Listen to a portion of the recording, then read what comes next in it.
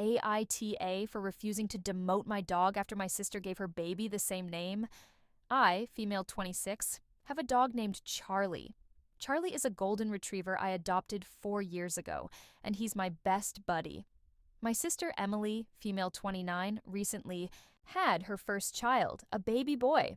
She and her husband named him Charlie. At first, I thought it was funny and didn't really think much of it.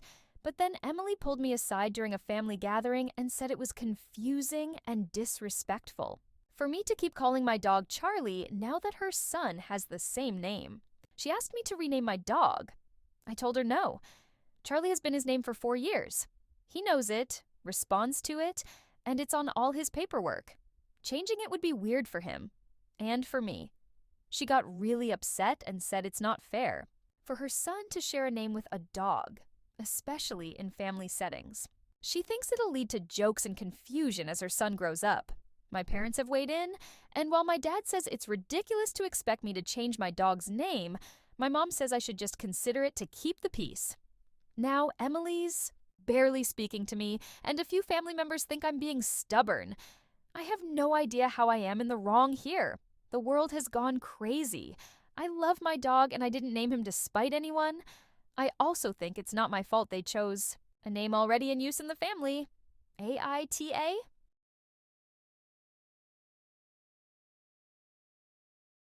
AITA for asking my boyfriend when he'll be over his dad's death? My boyfriend John and I, both 32, have been together for 4 years. For 2 of these years, his father Richard has had cancer. He passed away 3 months ago. Richard lived with my boyfriend's sister Amy, but we spent the last 2 years helping out every weekend, going to hospital visits and staying the night quite often. The 3 months before he passed away, we were visiting every other day as well to help out with chores, cleaning up, and giving Amy a break. I also really liked Richard and thought he was an amazing father, so I am also upset about the situation. When his dad got diagnosed, John requested that I don't talk to him about anything negative going on in my life because he was too stressed to deal with anyone else's petty issues while his father was dying and has not seen my family in 2 years because he said he didn't have the mental energy to deal with them. He is in therapy already and has been for the last 2 years. I complied, and the few times I slipped and told him about stuff going on, he told me that it's rude of me to talk about stupid problems when he has such big issues going on. Last week, I got passed over for a promotion at work, even though I've gotten super reviews and mentioned how annoyed I was about it. Once again, my boyfriend said he doesn't need to hear my small problems while he's grieving. I have been emotionally drained for years at this stage, and I asked him when I'll be able to talk to him about my problems without him belittling them, and said his father being dead does not mean that my problems are completely invalid.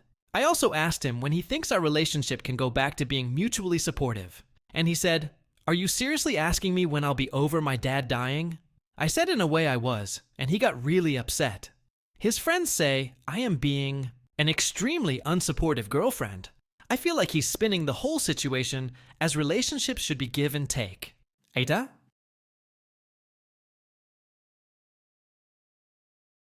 ATA for privately asking my friend about the paternity of her children. A few years ago, my close childhood friend gave birth to triplets. Her husband is a light black man. Of the 3, 2 were the same skin tone as her husband, and the third was much darker. The skin tones made me a little suspicious that her husband might not be the father. I pulled her aside privately and asked her seriously if her husband was the father. She didn't even listen or answer rationally. She just freaked out at me and acted super insulted and kicked me out. I reached out to her husband and told him about her reaction and told him he should get a paternity test, and he called me an a-hole and blocked me. Neither have spoken to me since. I've always thought that they dramatically overreacted and were probably hiding something because of their responses, but they're still married and sometimes I feel bad about what happened. I just felt a lot of empathy for her husband because I would be devastated if I wasn't confident that I was the father of my future children. Was I an a-hole for asking privately? Edit. Okay, I get it. I'm an a-hole. I want to make it clear that I didn't think the triplets had different fathers. I'm not an idiot. I thought it was possible, given the skin tone of the third triplet, that all three were fathered by a darker man and the first two were a bit lighter because my friend was very fair.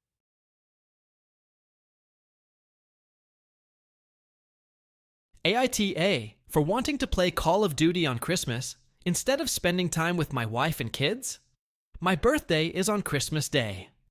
I have always spent my birthday celebrating Christmas and never doing anything I want. My son is 3 and my daughter is 6 months.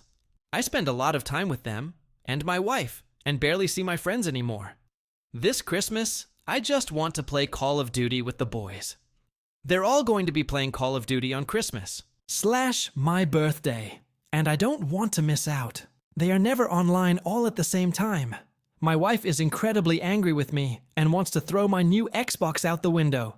I'm angry because I just want to play Call of Duty with the boys on. My birthday, Aita. Edit 1. Okay, I'm getting flamed here, and I feel like the a-hole. But I still don't think it's a crazy ask. I've never really celebrated my birthday. I was lucky if anyone other than my brother said the words happy birthday to me. My mom was super religious and made us spend every Christmas at church from 8 a.m. to 8 p.m. The only acknowledgement I ever got from my family was a cake after dinner and a pack of socks once. I left home the day after my high school graduation, and that's when I met my boys that I mentioned in my post. We've been everywhere together, have literally saved each other's lives, and they are my brothers. They've always made me feel like my birthday was actually my birthday, and not just Christmas. My wife has done this too, but not to the extent that the boys have. Also, we haven't gotten together since before my son was born. We all live in different states and never see each other anymore. Edit 2. Okay, I was not planning on playing all day. I planned on opening presents with the family, then hopping on with the boys around noon. I get what everyone is saying, but I still don't think it's a big ask. Family time is incredibly important, but I happen to think that Call of Duty with the boys is too. Edit 3. Thanks for the input, everyone. To clarify a few things, I will not be helping with dinner. I never do, and it's for the best. My wife and I agree. I spend a lot of time with my family. I always wanted to give them the dad. I never had. My dad is still around, but was a drunk and has a new family now. I'm very close with my son, and hopefully I'm just as close with my daughter once she's a little older. My wife is convinced that the boys don't like her. We've been together a total of 10.5 years, and she's always said that they feel like she stole me away from them. This is not true, and they have never indicated this. When I do get to play, I don't shirk my responsibilities. I always do what I have to, but mostly just play on the rare occasion that I get the house to myself. What I'm asking for is uninterrupted time with the boys. I haven't even thought of asking for this before. Doesn't seem to matter how long to my wife. She doesn't want me online at all.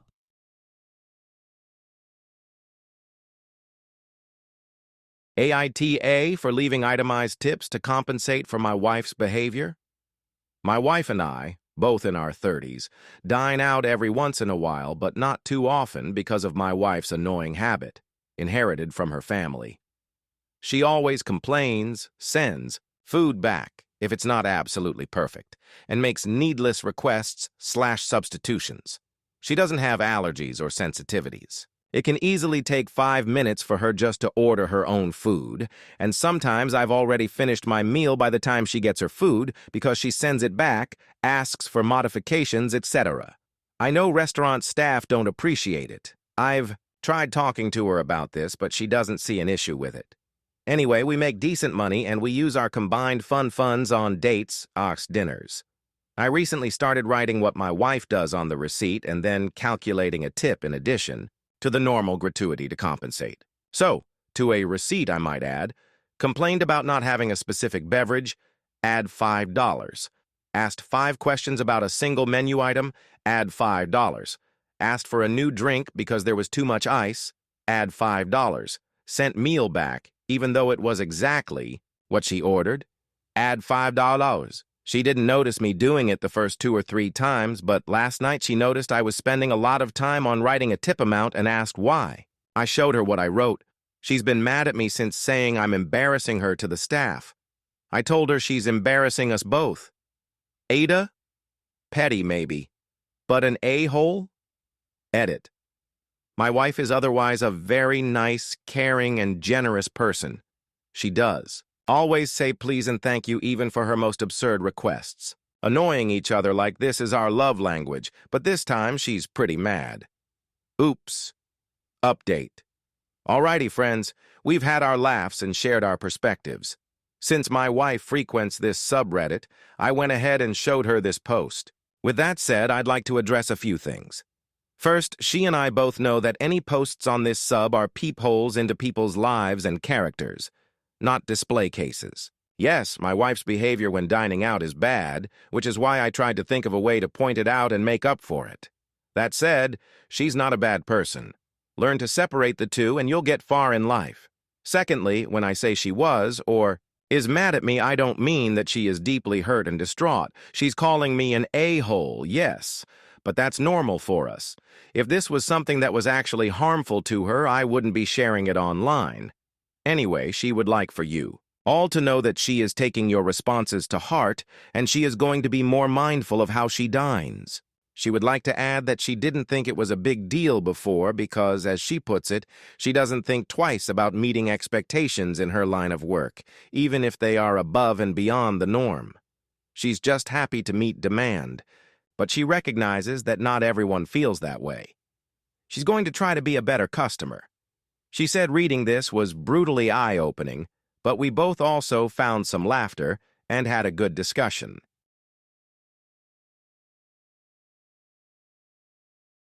Aita for taking my daughter to Disneyland? I kinda already think I'm not, but my family is convincing me I am. I, 28 female, went on a vacation with my daughter, 5 female, and my husband, 29 male, as a last vacation before we're a family of 4. I'm 7 months pregnant, and we wanted to spend time with our daughter before her brother was born. When I was around 13, me, my mom, my dad, and my little brother went on a Disneyland vacation. It was fun and all, until my dad left his phone in the hotel, and they wouldn't give us it back. He had to get a new one, and my mom and dad were so upset that we never went back. I thought this was irrational since it was my mom's favorite place. We went at least once a year growing up. After that whole ordeal, my mom hated it. So when me and my husband wanted to go on a before baby arrives vacation, we decided to go to Disneyland for around 3 days. My daughter loves the princesses and the idea of magic. So when we told her, she was overjoyed. I told my mom when we were at lunch together that we were going on a trip. When I told her it was Disneyland, she was enraged. I was extremely confused because I thought she forgot about it, honestly. She called me a backstabber and just really rude words. She stormed out of the restaurant and I paid and left a few minutes later. A few hours later, my dad called me and screamed at me that this family doesn't go to Disney. If you weren't such a spoiled little brat, you would understand that. I was shocked. It was my money I was spending and I thought everyone was over it. My mom texted me a long paragraph about how she would go no contact and wouldn't be my mother anymore if I still went. The trip was fully paid for, so I responded, "Okay, I guess you only have a son now." And I blocked her. I've gotten at least 60 calls from family and a few texts telling me I'm wrong. We still went and got back yesterday. We all had a blast and my daughter rode her first big girl coaster. She loved every minute of it, so in my opinion, it was all worth it. So, Aita. Edit 1. Whoa, posted this around 2 hours ago and have gotten a lot of comments.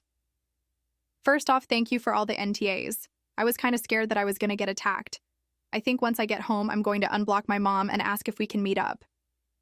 We haven't spoken since all this happened. I'm hoping we can meet up for lunch and we can talk. Also, I've been seeing a lot of comments where people think something way bigger happened.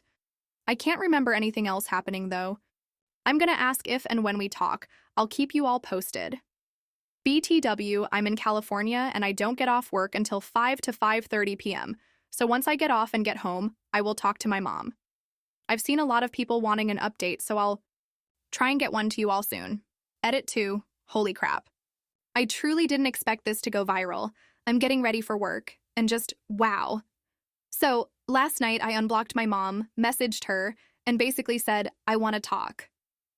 I know that our last fight was really messy, but I want to meet up for lunch and talk. And she responded. She said yes, and we're meeting up today. My dad is also coming because I want an apology from him for what he called me. I truly can't even process the phone call that happened. I want to get answers as fast as possible because I've seen so many comments saying this wasn't over a phone. I have a really bad memory, and this was 15 years ago, but I remember most of it because that whole situation was very messy. I will definitely be updating you guys after the lunch. I've also seen people saying my parents might not like Disney. Because they are more liberal, I don't think that's the reason, though. 15 years ago was very different as well. I'll ask that when we meet up, but I don't see it as a real reason. I've also seen people saying it's very unreasonable to go no contact or very limited contact because of this, which I agree with.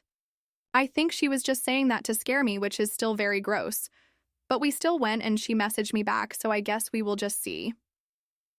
My husband also might come with me because I don't know how my parents will react when I ask them my questions. They know we still went, so I'm not too scared, but I can't be sure. I'll update with how the lunch goes soon. Final update. Well, here it is, fellas, your final update. Around 1 p.m. yesterday, we went to lunch. My husband didn't come because he had an important meeting at his work. I wasn't that scared anyway because we were going to a pretty popular restaurant. It wasn't like I would be alone with them. We got there and sat down. I started talking to my mom and dad and started asking my questions. It was mostly just, why would you get so mad? And it's my money and I wanted to make my daughter have a fun vacation with her parents before she has a brother. And I was met with them gaslighting me and thinking because they don't love Disney, I can't go. I was on the verge of tears and leaving. So I asked my final question that I really wanted an answer on. This can't be over an effing phone. There has to be something going on to make you blow up like this. They then told me what really happened. So my dad did actually leave his phone. When housekeeping went to clean the room for the next family to arrive, the woman who was cleaning took the phone and took it to the lost and found. She saw my mom's contact on my dad's little smartphone and called her, and we went to pick it back up. But the woman also saw another contact that said baby. My dad was cheating for a good year to a year and a half. She told my mom, and my mom blamed that woman for ruining her marriage by telling her. That's why they hated Disney, because it ruined their marriage. I walked out after that. I didn't pay either. I don't think I'm going to talk to them after this, only if my daughter and son want to. They betrayed my trust and never apologized either for what they called me a few days ago. I don't know why we never got the phone back. I will probably never know. But here is the official ending of this crazy story.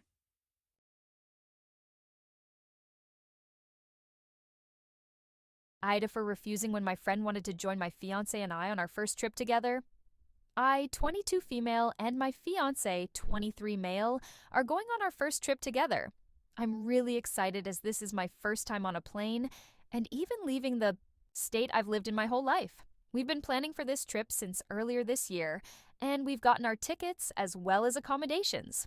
Altogether, we've already spent about $4,500 on everything, which has been something we've been saving for as we're both college students. Our trip is in about a month, and in comes my friend, we'll call her Ashley, 22 female, who's been my friend for about a year. She'd brought up going to Japan as well, kind of jokingly, when we told her about the trip. I didn't think she was serious, but then she brought it up a few more times, even saying that she had a family member she could stay with. She asked if she could spend some time during the days joining us on our adventures while this family member was at work. I was supportive of this idea, as I know this would be her first time to Japan as well, and I care about her. However, all of a sudden, she told me she wanted to get the tickets, but her family member would no longer have space for her to stay. She wants to know if she can stay in our accommodations and join us on our flight back home. I let her know that our accommodation has strict rules against having more than 2 people, and there's only 1 small bed in this studio. She said she'd be fine sleeping anywhere on the floor or couch, etc. I told her that I'd feel more comfortable if we didn't. Chance of fee or getting in trouble in general, as I really just want a comfortable stay.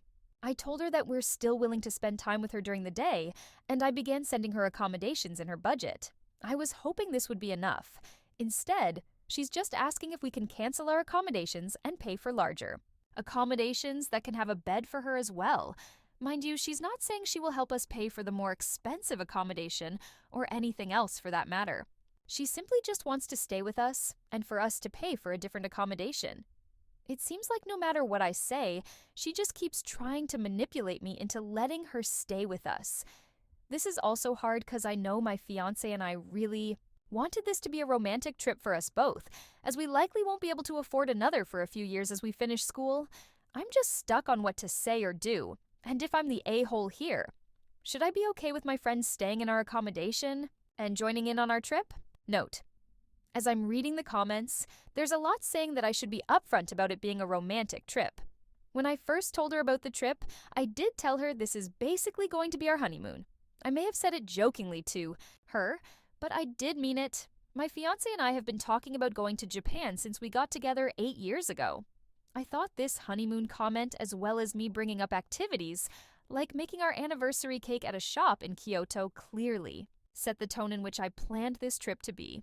I do agree that I should again clarify that this is a romantic trip, but I feel uneasy that she'd receive this well, as she shut down all my logical reasons. I was hesitant when she brought up spending some time with us, but I thought maybe it was just something nice to do. I get that's a romantic trip, but my fiancé was fine with it and supported her coming along on some of the more normal things like going to Universal, since it was only going to be a few days of our trip. Like 4 out of the 30-plus days we'll be there, that she'd want to be with us. She originally said she'd only be in Japan a week, and she'd only need to be with us while her family members are at work from 7 a.m. 5 p.m.-ish. But now, things have changed, and she's saying it could be longer.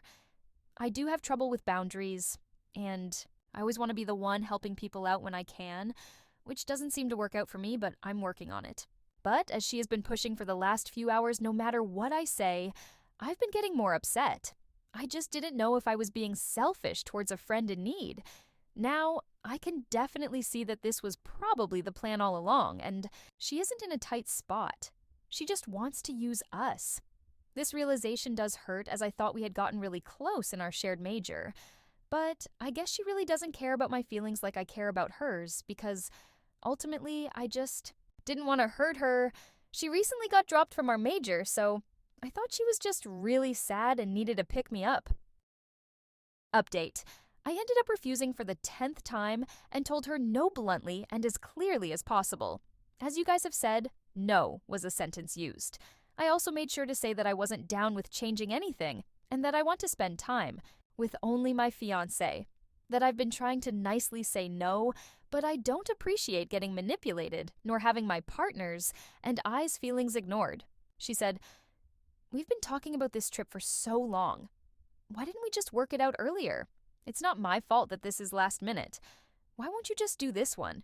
It's not much different, but there's an extra bed." And sent me a link to a specific accommodation where the 2 beds are side by side, just BTW. I'm weirded out. She basically ignored what I said, so I have ignored her since. We're in the same friend group, so I think it's probably going to get weird. But honestly, I'm okay with that.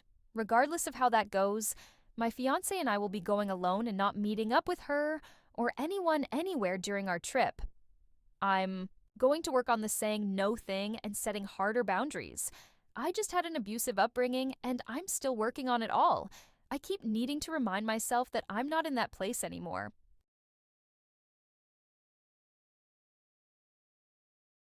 AITA for changing the wedding venue my fiancé chose to something more flashy as a surprise.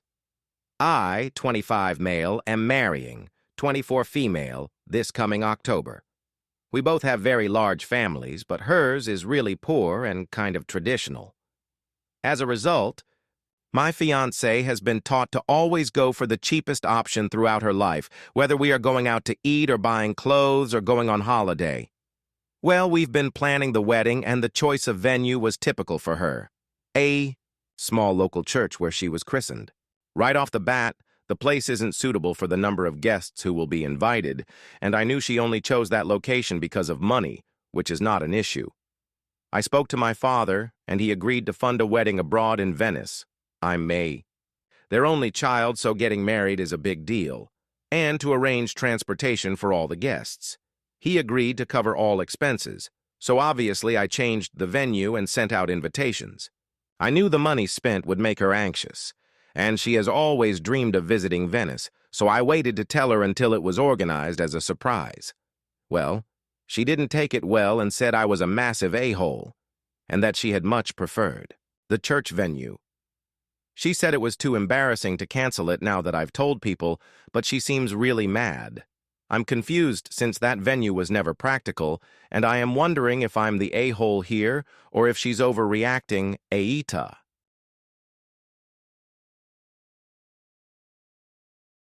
AITA for telling my coworker I'm tired of hearing about her nerdy obsession. So I have a coworker, 27 female, who is absolutely obsessed with Transformers.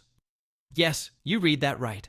She has a massive collection of action figures and frequently brings one or more of them to work to show off. She talks endlessly about the movies, cartoons, comics, video games to anyone who will stop long enough to listen. She writes a ridiculous amount of fanfic that she also has to talk about. Almost every vacation she takes revolves around going to a Transformers convention, etc. Most everyone else seems to think it's a fun personality quirk, or at least tolerates it. But it drives me bonkers because it's all she talks about. Like, get a life? Last month, a number of us were discussing things we missed the most that were gone or delayed due to the pandemic. Most people brought up visiting family, going to the movies, etc. Guess what this coworker missed the most? Yep, her conventions, which had all been cancelled because apparently stuffing hundreds of nerds in a confined space isn't a good idea during a pandemic. I admit that I lost my crap at this point, and I told her, OMG, will you shut up? Nobody cares about your obsession. Find another hobby, or just something else to talk about besides a stupid cartoon show and action figures. She clammed up and didn't speak to me for the rest of the day. Since then, I haven't heard her say a peep beyond work-related stuff, which is actually a relief. But other co-workers are saying I was the a-hole for telling her to shut up, and that they actually miss her ramblings about fictional robots. One of them even says, I'm lucky this coworker didn't report me to HR. I don't think what I said was HR worthy. If anything, I think I did everyone a favor by getting her to stop talking their ears off about something only she cares about. But I'm wondering if I could have worded it better. Aita, edit. Okay, I get it. I'm a piece of crap. Please stop messaging me telling me so. Update. For those who care, I'm getting shunned and hated on enough at work that I'm currently looking for another job. I tried apologizing to my coworker, and she gave an "it's okay," but still refuses to talk to me.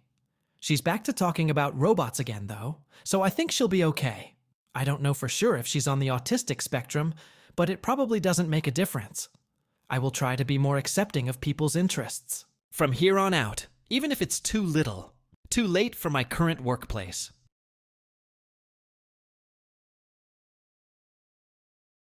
Aida for leaving my surprise wedding because I felt blindsided? Last week, I, 30 female, was invited to a supposedly fancy party by my longtime boyfriend, Mark, 32 male. We had been dating for 5 years, and while we had discussed marriage before, there were no immediate plans for a wedding. Excited about the event, I dressed up in my best attire and arrived at the designated venue. As I entered the grand hall, I was completely taken aback to see all of our family, friends, and acquaintances gathered, eagerly waiting. It turns out, Mark had orchestrated an elaborate surprise wedding for us without my knowledge. Everyone erupted into applause as I stood there shocked and overwhelmed. I just felt a mix of emotions. While I love Mark and had dreamed of our future together, the idea of getting married without any prior discussion or consent felt like a breach of trust. So I pulled Mark aside and tried to express my concerns and reservations about the surprise wedding. I explained that I wanted a say in the planning process, to be part of the decision-making, and to have the chance to prepare mentally and emotionally for such a significant milestone in our lives. However, Mark dismissed my concerns, saying that he thought it would be a romantic gesture and that I would be thrilled. In that moment, I faced a difficult choice. Go along with the surprise wedding, putting on a smile despite feeling unsettled, or stand up for my autonomy and voice my true feelings. I ultimately made the decision not to proceed with the surprise wedding, much to the disappointment and confusion of our guests.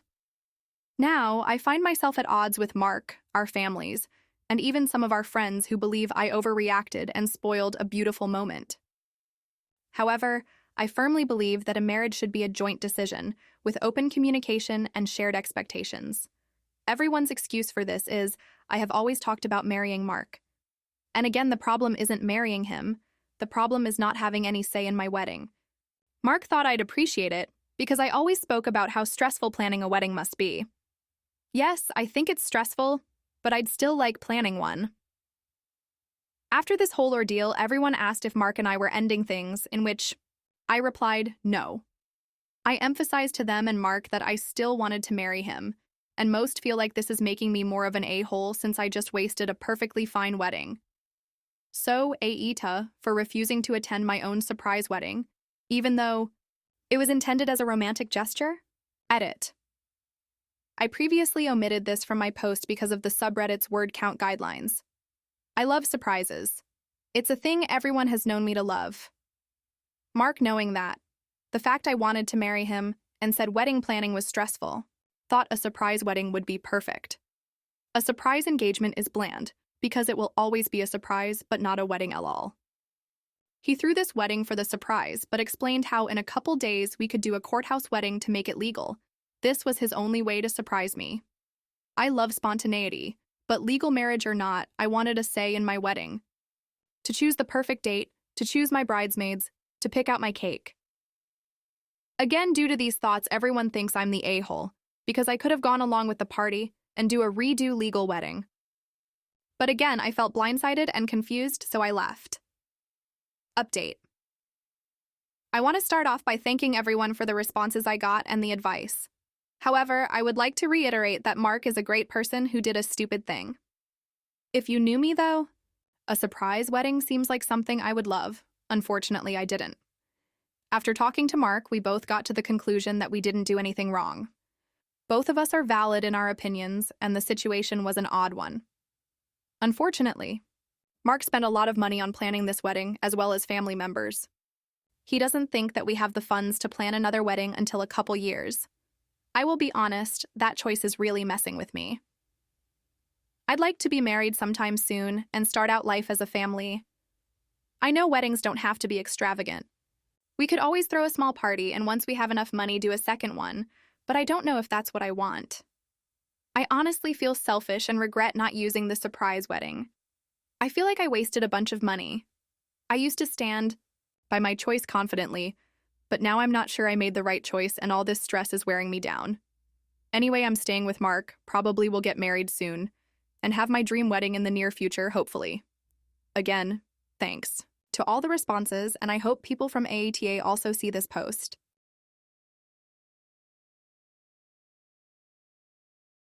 AITA for telling my sister not to eat in her car because it grosses me out. I, 15 female, am learning how to drive in my sister's 19 female car. My sister and I have very different standards of cleanliness. Her room is always messy. She has no problem re-wearing clothes.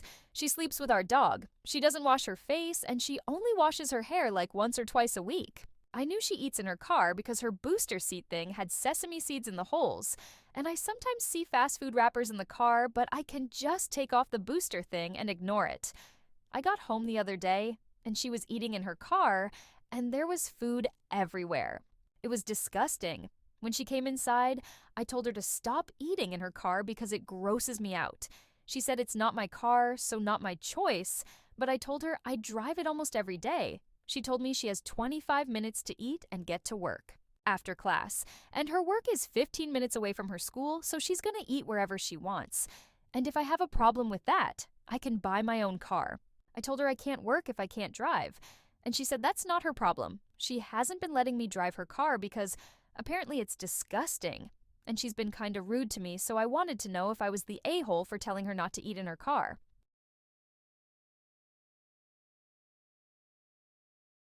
AITA for pulling out of planning my sister's wedding, causing her to lose her venue? As a wedding planner who has been in the industry for many years now, my 31 male party trick amongst close friends and family is being able to guess how long. My clients' marriages will last with pretty alarming accuracy. If you ask anyone in the industry, there are specific indicators while working with a couple that allow us to be able to gauge compatibility. I can usually get down to around a 6-month window when predicting when photos of each other will disappear from socials. This is not me taking joy in the crashing and burning of relationships. Working in this career field can actually leave you feeling jaded about relationships in general, which is why I'm reluctant to work for friends and family. The specific. Stress wedding planning puts on some people, and couples can bring out the worst in them that you don't see in everyday life. My sister is getting married early next year and practically begged me to plan for her despite my stance on clients I know personally. I finally gave in, and we began the process back in March. Last week, while we were meeting and finalizing a few things, she asked me about the party trick I mentioned. She said since I had been working with her and her fiancé for months now, I could give my prediction as to how long they were going to last.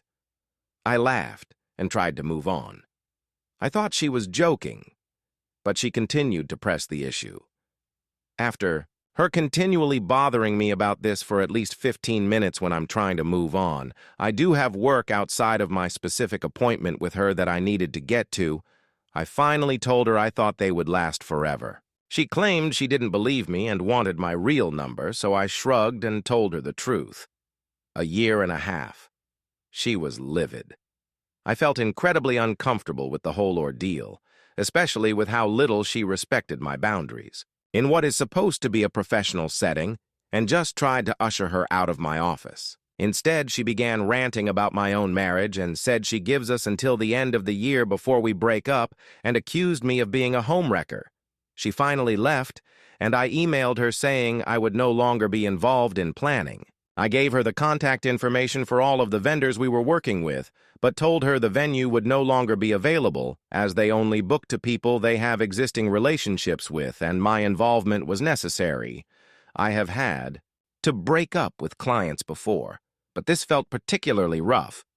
She has now told our parents that I am purposely sabotaging her wedding and that I was unforgivably rude to her when she just asked a playful question.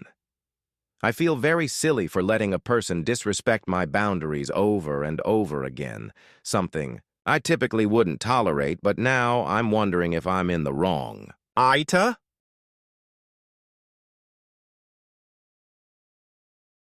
Aita for not wanting to dye and cut my hair to keep up with the hateful and spiteful traditions of my older siblings. Hello, this is quite the story, so I'll start from the beginning. My mother has 6 kids. Annabelle, 22 female, Seth, 20 male, Lily, 19 female, Melanie and Stephanie, 17 female twins, and me, 16 female. My mother has never been a real parent to us. She popped out baby after baby, forcing my older siblings to take care of the next one. People even assumed that Annabelle was my mother for a time because she'd always be seen grocery shopping, buying our uniforms, and bringing us places. My mother was busy enjoying her life. Our mother has cared about one and only one thing about us: our hair. She loves our beautiful blonde hair. She'd always skimp out of grocery money, but always brought us to hair salons every time we'd go to any sort of event. She'd spend a pretty penny on our hair, and she'd take better care of our hair than our health.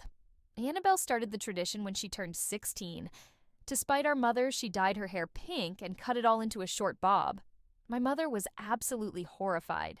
One after the other, each 16th birthday, my siblings died and cut their blonde, beautiful hair to spite our mother.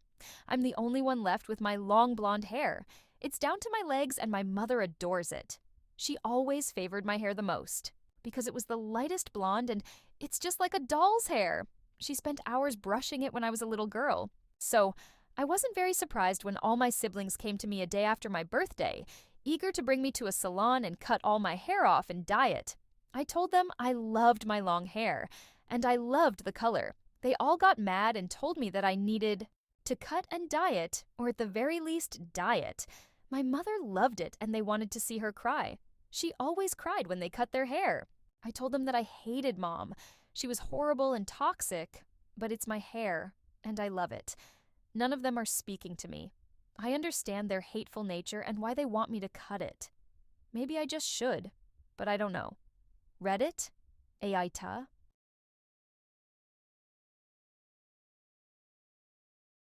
AITA for serving non-alcoholic drinks to family at a party and not telling them? It is important to note that my family tends to excessively drink when invited to events or parties, and things often get a bit chaotic. A 24 female and my partner, 26 male, have been together for 6 years.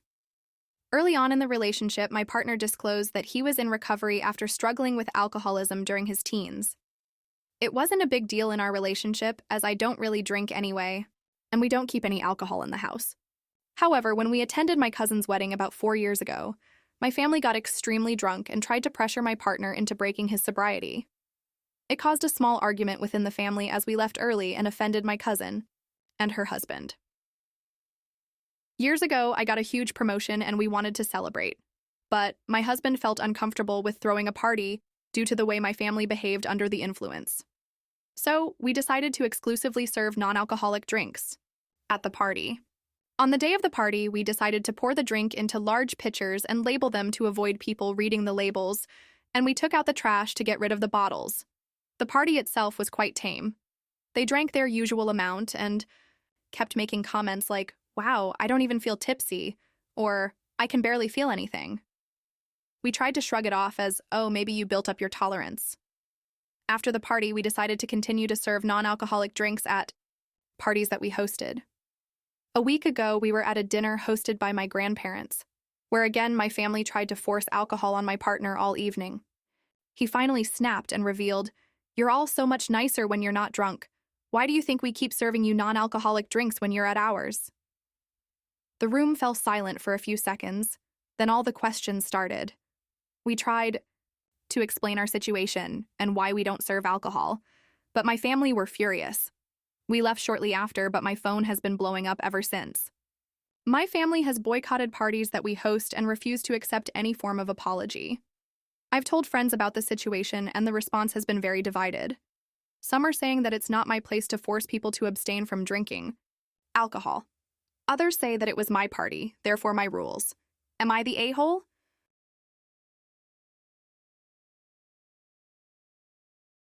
ATA for refusing to go to my friend's boyfriend's party after she demanded to approve my outfit? My 29 female friend Kate, 28 female, has a boyfriend, Jamie, 29 male, whom she has been with for nearly 3 years. We met Jamie on a night out, and I would say that although he's Kate's boyfriend, I consider him a friend.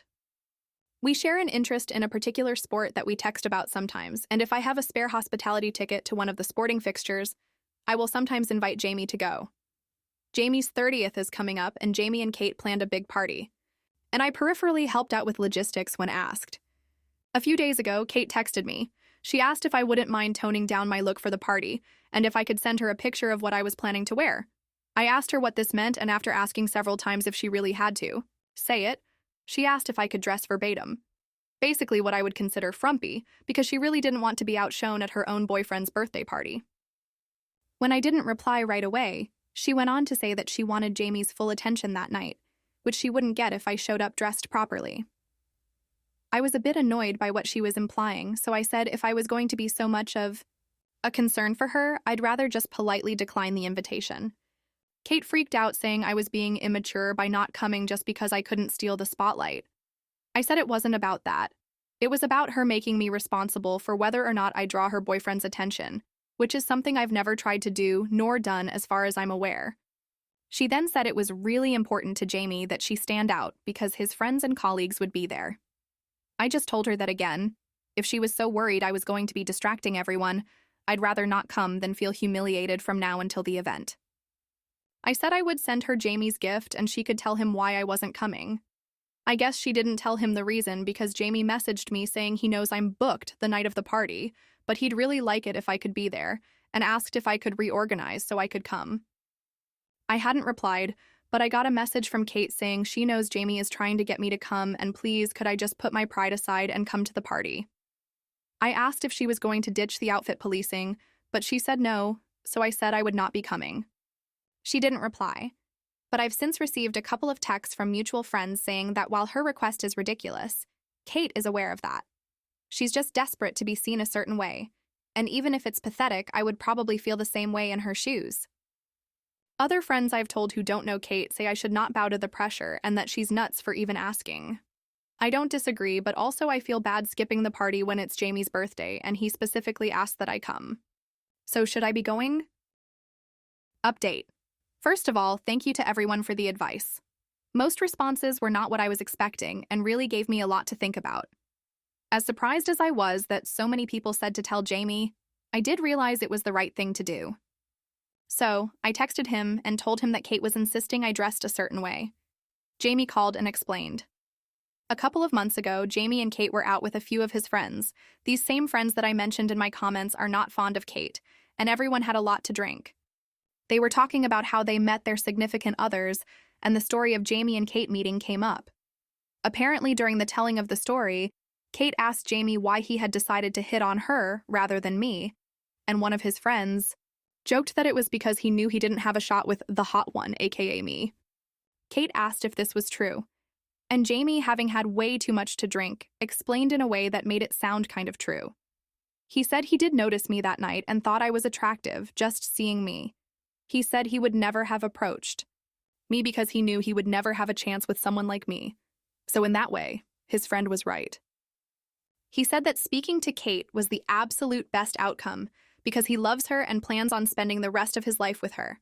But even knowing this, Kate has taken this extremely hard. Even though she says she is over it, he's noticed changes in her behavior that seem to be related to that. He also admitted that he'd been planning to propose to Kate at the party, and that is why he'd wanted me to be there.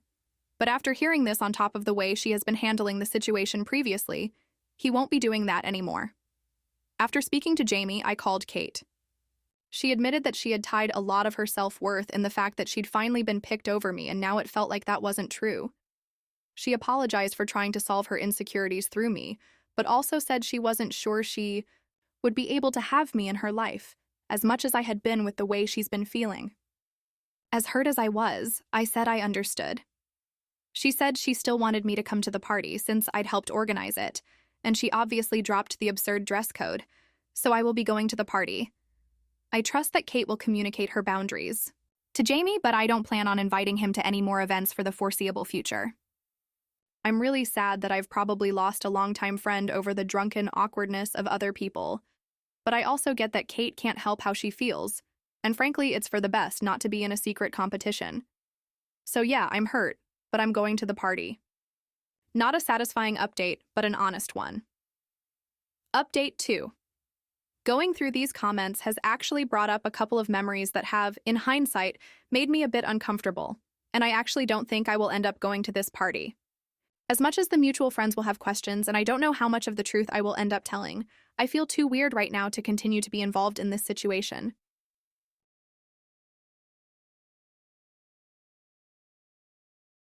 Aita for leaving my girlfriend's birthday party after an hour. My 22 male, girlfriend 23 female, and I have been dating officially for 4 months, but we had been non-exclusively dating for about a year, prior to us making our relationship exclusive. She had a birthday party last weekend, and it was disco-themed. I'm not a fan of disco, but because I love my girlfriend, I went.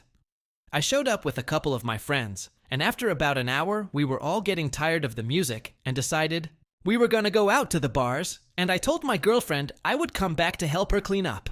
She asked me if I could stay, and that it meant a lot to her, but I just wasn't feeling the music and wanted to go.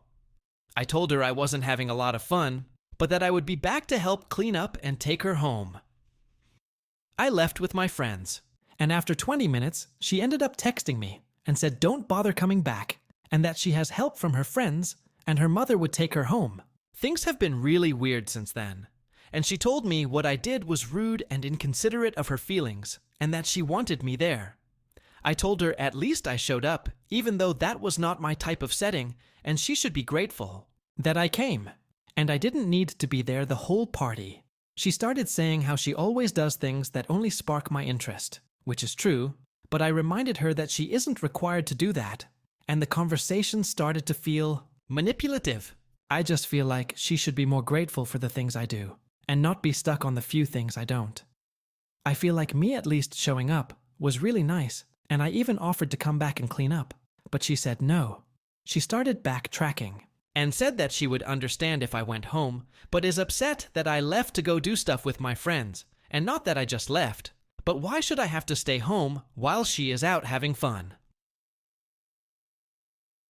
Aita, update. Thank you for all of your input. This is the first relationship both of us have been in where we openly said and acted on having a healthy relationship, as we both have only had toxic ones prior to this, which both included us having a child from one of our previous relationships.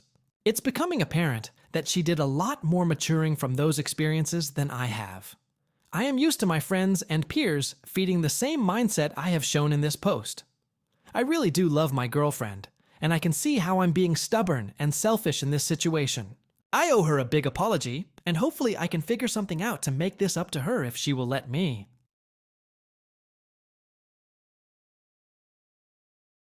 Aita for not sharing my final study guide with my classmates and causing them to fail. I'm an English major, but I go to a liberal arts college, so I need to take a science class in order to graduate. I was never a STEM student. After asking around, I was recommended Intro to Chemistry as the lesser of evils. Biology was my original pick, but the professor had a 1 out of 5 on Rate My Professor, and the chem professor had a 5 out of 5. Knowing science isn't my strong suit, I studied very hard with the goal to just pass. The problem was, this class was graded on very few things. 20% for attendance, 40% for a midterm, and 40% for a final. By the time the midterm had come around, I had created a study guide of around 80 pages. I knew a large group of students, primarily in Greek life, met to study alongside my roommate, but I was never invited, and when I asked my roommate, she said it was a Greek life thing only. My roommate is in the class with me, but we aren't close. She came back one night while I was working on my study guide. She asked what I was working on, and stupidly, I admitted it was a study guide for the midterm. She asked if I could send over a copy to her to compare notes, and as I was trying to be kind, agreed to do so, but asked her to keep it to herself as it was my hard work. Yes, I feel dumb now. I passed my midterm, and I was absolutely hyped. The semester continued, but the large group of students started skipping class entirely. The final came up, and I created another study guide. 200 pages. Yes, I cry thinking about it. I had a scholarship I needed to keep, and I just needed to pass to hold on to it. One time I went to office hours, I was asked by another student if I had the final study guide. When I asked what he was talking about, he mentioned my roommate and said that her roommate, me, had made a midterm study guide that let everyone pass. I basically had inadvertently helped everyone who wasn't paying attention do well.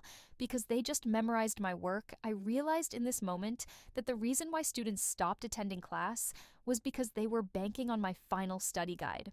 I've also corroborated through conversations with my roommate, where she let slip that she didn't need to understand the material, just memorize pre-existing notes. A week before the final exam, my roommate asked me if I could send my final study guide. I straight up told her to her face, nope. As it got closer and closer to the exam, her texts increased. The midterm class average was 70%. Not bad for Intro to Chemistry. The final, 17%. I got a 67%, but it got curved up to a 97%. I passed with a B+. My roommate yelled at me as she failed the final and mentioned I caused others to fail and not graduate as well. My roommate said I should have done the right thing, just as I did for the midterm exam, and hand over the study guide to help others.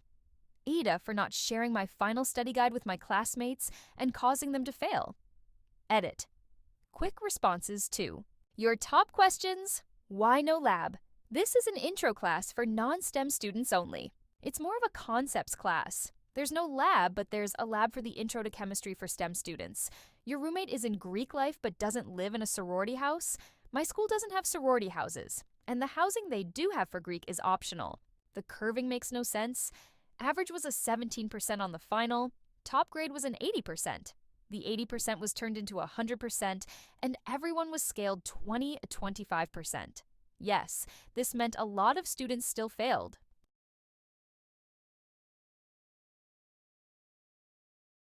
Aita for exposing my future sister-in-law for bullying me in high school at a family event. In high school, I used to be friends with this girl, Annika. We were close until junior year, when I discovered she had been spreading false rumors about me. However, even after I stopped being friends with her, she continued to make up lies about me and made my life horrible right up until we graduated. We went to different universities, and I'm in my mid-20s now.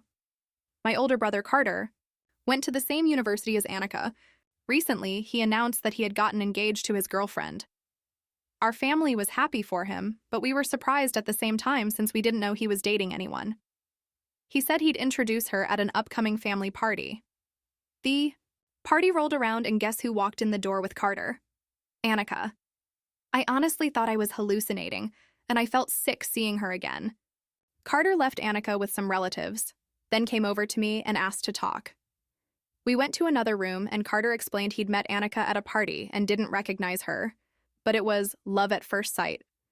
But after he found out her full name, he realized it was the same Annika who spread lies about me. He confronted her, and she claimed to not remember me or anything she did. He let it go because he really liked her. He then pleaded with me to be nice to her since she didn't remember what she had done and that she was a good person. I just told him I needed a moment to myself to process everything. When I eventually went back to the party, I decided I would ignore her. I didn't say anything rude, I just didn't talk to her or acknowledge her. She didn't talk to me or acknowledge me either. But when we sat down to eat, all heck broke loose. One of my aunts asked me how I felt about my brother getting married. I tried changing the subject, but she kept pressing. So I eventually snapped and said something like, I actually don't feel great about it considering his future wife bullied me and never apologized. Everyone turned to look at Annika. She just started crying and ran out of the room. Carter went after her, and they left early. The rest of the night was chaotic because everyone was asking me what happened. I told them. Later, Carter called me and said I was a horrible person for embarrassing Annika in front of the whole family, and I was being petty over high school drama. He demanded I apologize to her. I refused and said he was the awful one for blindsiding me with this, and that if she never bothered to reach out and apologize for what she did while they were dating, I wasn't going to let it go now that they were engaged. He kept insisting that she didn't remember, and she can't apologize for something she doesn't remember, but I think that's BS. I ended up hanging up on him. The way I see it, I was asked a direct question, and I provided a direct answer. Also, I don't think I have any obligation to cover for her when she made my life horrible, especially when she's obviously lying about not remembering. Aita, edit. I can't believe I have to add this, but random people are messaging me about privacy, so I just want to say that the names in this story are fake.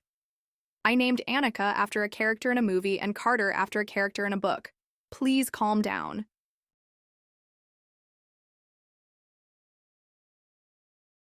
Aita for being petty when my cousin kicked me off her Hulu account. I, 23 female, am currently at college. I live with roommates and I don't have a lot of money at the moment. I can afford necessities, but I need to count my pennies before buying any luxuries. I have a cousin, Jean, 27 female, who I'm fairly close with. I don't have any siblings, and I think of her as the sister I never had. Last year, I was in a much better financial position. It eventually went downhill due to me being unexpectedly laid off from my job and a bunch of surprise expenses, hence why I'm not doing so great now. Last year, Jean was in a tough spot as she had car problems and had to move back in with her parents after getting evicted from her apartment. She was working a minimum wage job and was really struggling. I paid the mechanic bill for her car, which was around $300, and I loaned Jean an additional $900 to help her with her expenses. I know the whole deal about loaning family members money and wasn't too worried about whether or not she'd ever pay me back. Jean paid me back $400 5 months later and told me she'd pay back the rest when she could, but she never did. Once again, I don't mind. I know she needed the money. I'd feel absolutely evil if I watched her be unable to afford necessities when I could have helped. But here's where I could be an a-hole. A couple of months ago, Jean started a Hulu account that she pays for. She gave me the login and told me I can use it. Last week, I noticed that I couldn't log into the account and I texted Jean to ask about it. She read the text but didn't respond for a few hours, so I called her. Her boyfriend picked up and he told me that they changed the password and explained. that he doesn't think it's reasonable that I get to use their Hulu without paying for it. He said if I want to share the account again, I should contribute to cover the cost of upgrading the subscription to unlimited devices. I told him that's fine, but no thanks. I'd rather not then. I'll get my streaming fix elsewhere. I might have. Come off as abrupt or blunt, I guess, because Jean later called me and accused me of being condescending and disrespectful to her boyfriend. I apologized and told her I didn't mean to come off that way, and repeated our conversation to her. Jean said she was sorry, but they can't let me freeload. I laughed and told Jean that she can't possibly be calling me a freeloader. She said I am if I'm just going to use her for the subscription.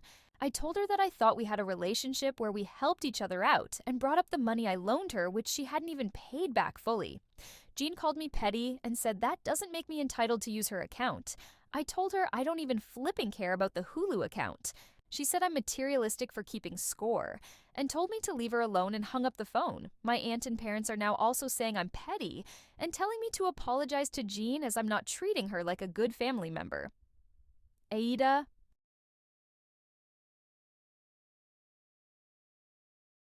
Aita for purchasing my guy friend his dream birthday present and outshining his girlfriend in the process.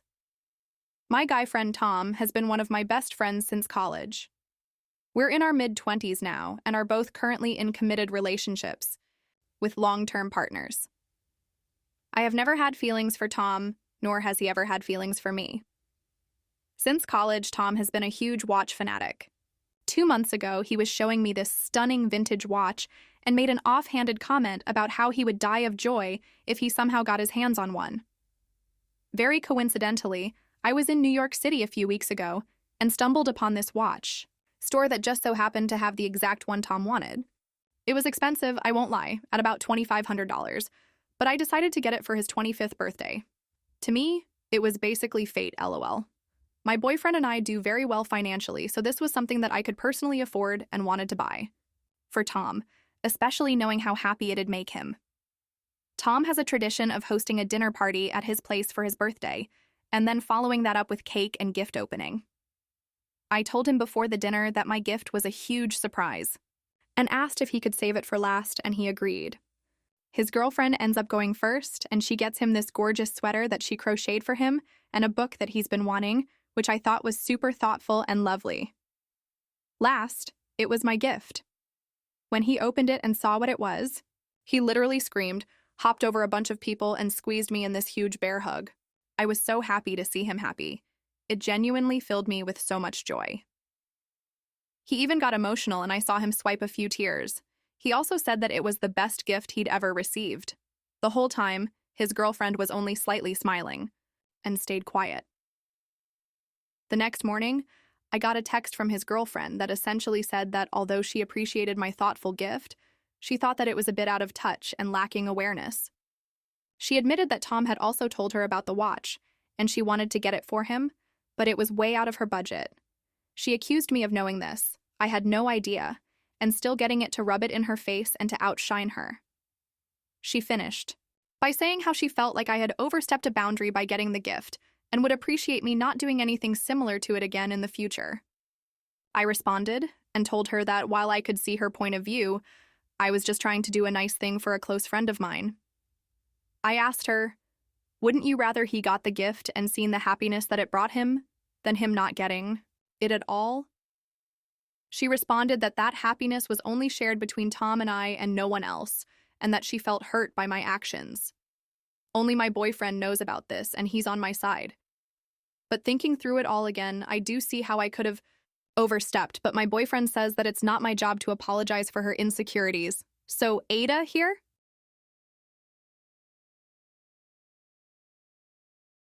Aita for telling my girlfriend her home decor is the reason I won't host a work gathering at her place. I've, 32 male, been with my girlfriend, 29 female, for over a year now. She's smart, funny, a bit quirky, and has a serious job with a good salary. We have a great time together and generally get along very well. The only thing is her choice in home decor is bizarre, to put it frankly, and not something you think a normal, grown adult would be into. Her apartment is definitely a reflection of herself and interests. Not in the best way, though. My girlfriend. has a wall dedicated to animation in one room of her apartment, like Futurama pieces and etchings of some weird triangle guy. Then there's the wall of framed, preserved insects in another room, but not insects like butterflies or moths. Instead, she displays tarantulas, beetles, and large stick insects. Her bathroom has a subtle theme of the ocean, pretty common. But instead of starfish or shells, she has a little anglerfish nightlight, a small vampiric squid painting, and then a framed diagram of what apparently is a goblin shark right by the toilet. I would say a majority of her home decor and furnishings are okay.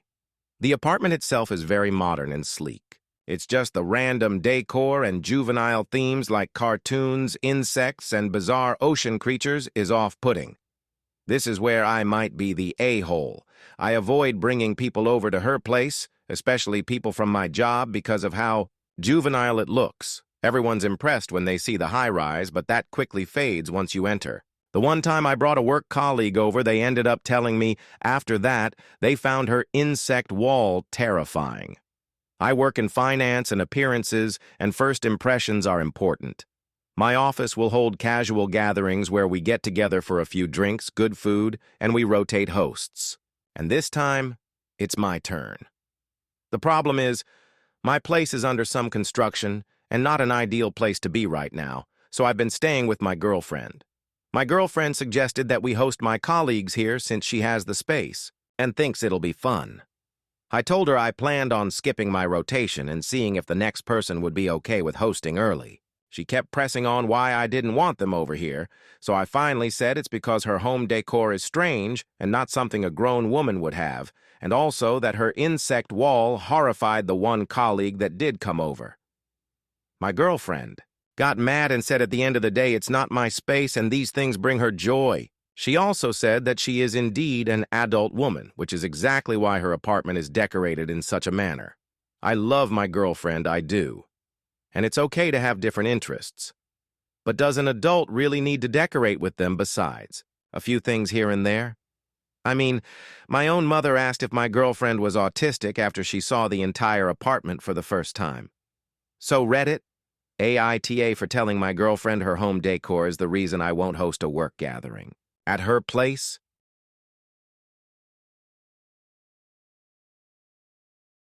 Aita for refusing to delete a video taken in public? This weekend, my girlfriend and I were walking at the local reservoir when down by the water, we see a lady going past with hundreds of ducks following her. I'm not exaggerating at all. I'd say there were at least 200 to 300 birds, if not more, quacking and splashing and climbing all over each other, trying to get closer to the food she was tossing.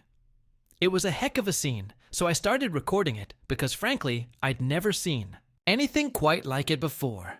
I'd say the path where we were was about 30 or 40 feet back from the water, so it was from a pretty respectable distance, not getting up in her face or anything. For a good minute or two, I'm just filming all these ducks going crazy. Well, the lady looks up and sees me and says, "Are you recording?" I tell her, "Yeah, I'm recording it. There are like 300 ducks back there." So she yells, "I don't want to be in the picture. Delete that video. I didn't give you permission." I tell her, "No, I'm not deleting it. We're out in public. I don't need permission to take pictures of things. I'm not even taking a video of you. You just happen to be in it walking past." She says, "Well then, how about if I take a picture of you?" and pulls out her phone. I tell her, "I don't care. Go ahead. What are you going to do? Frame it." So she's just standing there taking pictures of us until finally we all walk away pissed off. So, Aita? I guess this lady thought I was being rude, but I didn't see anything wrong with what I was doing. Especially since it wasn't even her, I was really taking the video of edit. No, this video was not taken to put on social media or to post publicly at all, since that keeps being brought up. Also, there is nothing that identifies this lady. She just walks through the bottom of the frame for a few seconds, and it's too far away to see who she is. Edit 2. Also, it didn't end, because I got angry at her taking pictures of me and stormed off. The argument was just kind of over at that point, and everyone walked away from each other.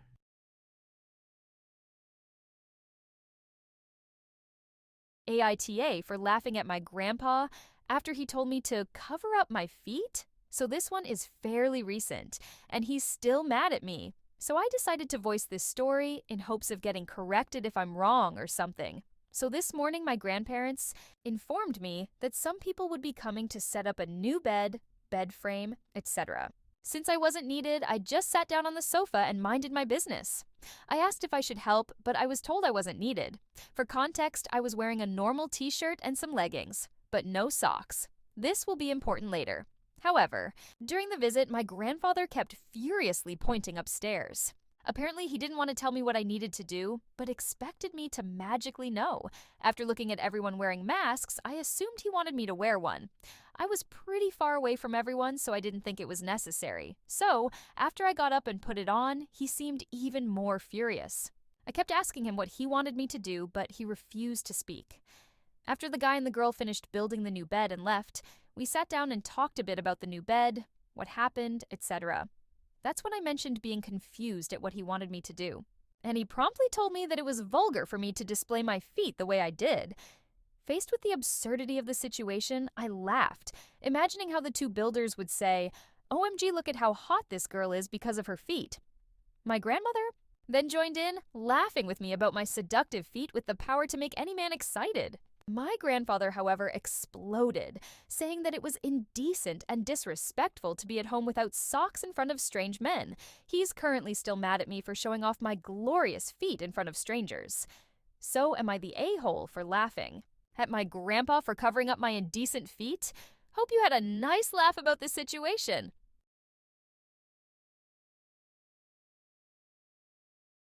Aita for expecting my girlfriend to pay for her stay at my family's cabin. My grandparents own a big old cabin where every generation after them have enjoyed annual family vacations.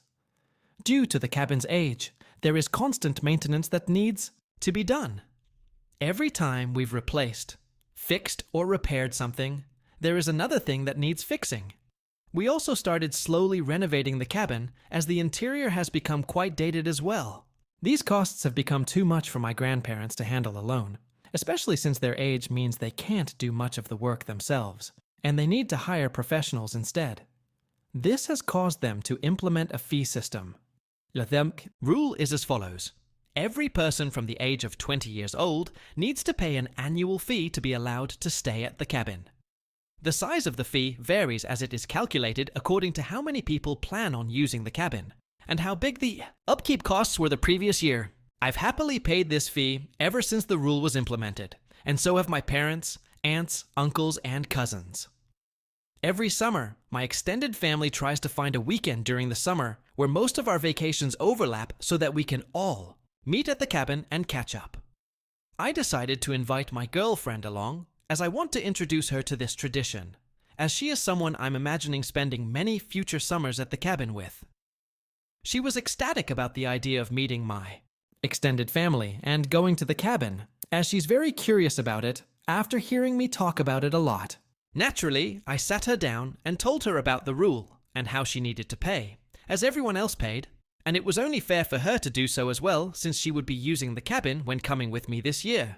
This year's fee is around $200–400, depending on how many people use the cabin, due to a big roof leak and some pretty substantial water damage. The idea of paying this fee really upset her, and we had a big argument where she concluded by saying she would make other plans without me this summer. The rule is very simple and made completely fair on everyone. I don't understand why she thinks she should be exempt from it. My brother told me I should just pay her fee for her, as my extended family really would like to meet her. But I really don't think that's fair for me to pay double the fee when she's completely capable of paying it herself. Aita? Edit. The cabin is not leaky anymore. All the damages were fixed this spring. My uncle handles the finances for this, and usually pays for everything before calculating the individual costs at the end of the year.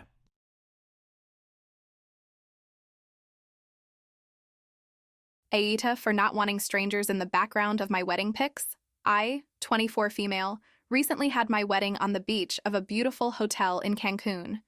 Many of my friends and family could go, so I was very happy. The only problem was during our ceremony, there were people in the sea playing or doing jet ski activities. It really bothered me because they would appear in the background, so I told my wedding planner about it. She was very understanding and said she would fix it. When she talked to the owners of the activities and to the people in that area of the sea, we expected them to be kind and nice, but they just declined and continued. I even took the time to go myself and ask them to stop, but they didn't care. I was about to go and tell someone from the hotel, but my now husband stopped me and said it would be an a-hole thing to do.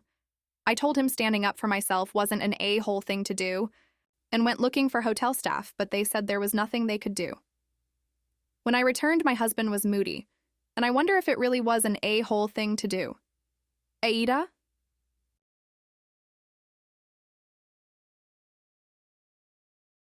AT for suggesting my pregnant sister should put her baby up for adoption? My 31 female sister, 27 female, was married to A for 3 years. Prior to their elopement, they were on and off for about 4 years. Because of their unstable relationship, my sister never introduced him to our family until they were married. Our family is very tight-knit and traditional, so with this late introduction, me and my family never formed a close bond with brother-in-law, and our relationship was strained because of it. About a month ago, my sister called me and told me that brother-in-law was in the ICU at the hospital being treated after he was hit by a drunk driver. He unfortunately passed a few days after, and my sister was understandably devastated. My sister held a funeral for brother-in-law, and my parents graciously offered to cover the cost of the funeral and burial. A week after the funeral, my sister didn't show up to my mother's 60th birthday party, which was odd since she had helped. Me and our brother, 34 male, planned the party. I went over to her house after the event was over to check on her and found her place a mess. There were takeout boxes and trash spread around the entire kitchen and an entire sink full of dirty dishes. I offered to help clean since my sister was in a rough state. While I was cleaning, she began to tell me that she and brother-in-law had been trying to conceive for the past year and were unsuccessful, but she was late and decided to take a test today, and it came back positive. I asked her if she was sure, and she said she was confident and that she was going to schedule an appointment with her doctor. I told her not to get her hopes up until the doctor confirmed the results with her. For the past few weeks, I hadn't heard anything about my sister's pregnancy, so I thought it was a false positive and that the signs were just from the stress of her loss.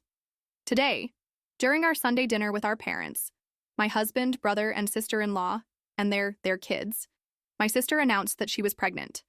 My parents were shocked, to say the least, and my sister-in-law immediately began congratulating my sister.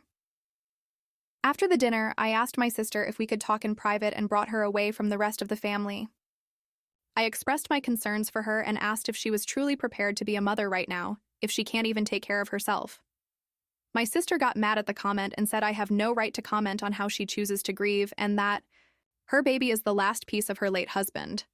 I asked her if she was truly prepared to be a single mother, even though it would ruin any chance of her moving on since no man wants to date a single mom. I suggested that she should put the baby up for adoption so that it could be in a healthy, stable home with 2 parents. She stormed off and told the rest of my family what I said to her. My family thinks that I am the a-hole, and my husband thinks I should have chosen a better time to talk with her about this. But I really don't think I am the a-hole for trying to protect my sister. She is still so young, and she shouldn't have the burden of taking care of a dead man's child alone.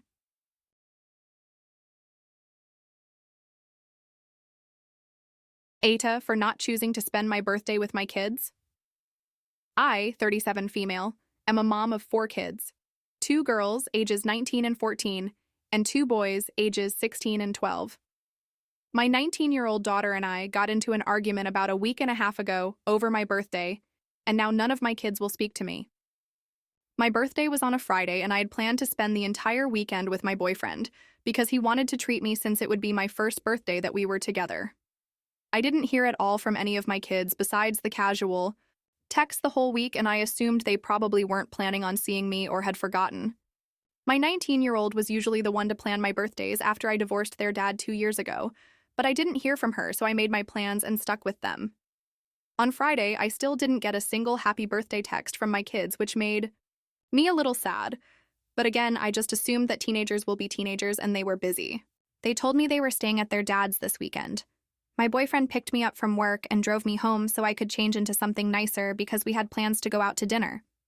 When we got to my apartment and walked in the door, the lights suddenly turned on and my kids jumped out and yelled, "Surprise!" Turns out they hadn't forgotten and all 4 of my kids were there and they had decorated my apartment with all types of balloons and decorations. I was so happy that they hadn't forgotten, and my 19-year-old gave me a big hug and said she was sorry they made me think they forgot. I gave them all big hugs and kisses for being so sweet to me. But when I told them about my boyfriend and I's dinner plans, my kids were upset that I wasn't staying. I apologized and told them that I had made plans because I didn't think we were doing anything together. My 19-year-old requested to move the party to the next night, but I told them I couldn't because I had plans for the entire weekend with my boyfriend.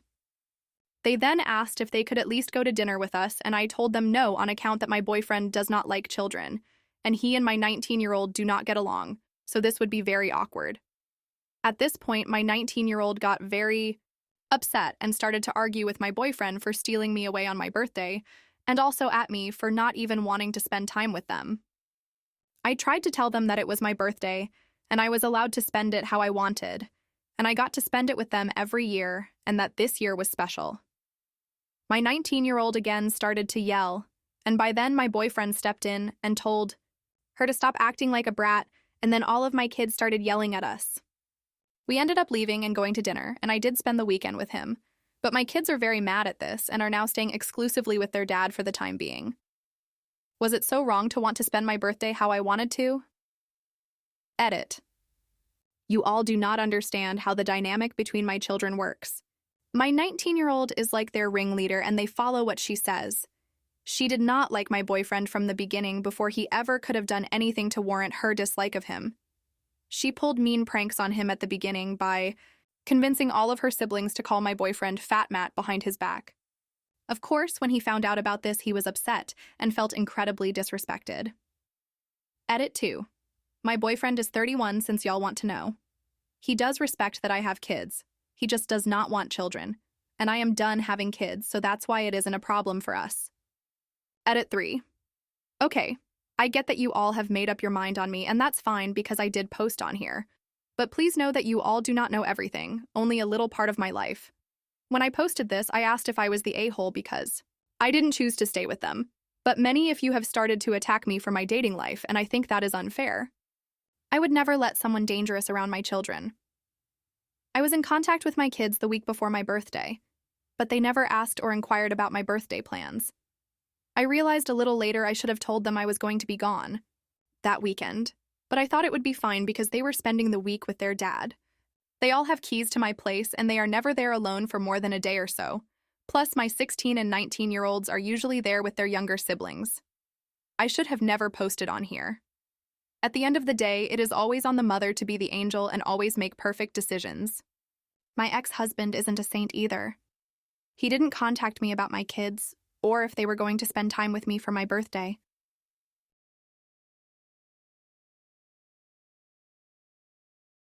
AITA for refusing the B-Day gift my MIL gave my husband. My husband, 32 male, and I, 30 female, are expecting our first child this June. Both our families have been supportive and understandably excited. We recently vacated a room that will soon become the nursery. My husband mentioned to my mother-in-law that he was thinking of giving the room a fresh coat of paint while I was away during a specific week in February. The following week, she said she was going to take the time off work and make the 4-hour drive to come stay at our house and help him paint. He told her it wasn't a good time for him with work and that he wasn't even sure he'd end up painting then. It was just a casual idea. Since then, she brought it up at least 5 times to us both, asking us to let her know when we'll be painting so that she can come and help. We've been non-committal because the paint job will really be just a few hours work and we weren't looking for help.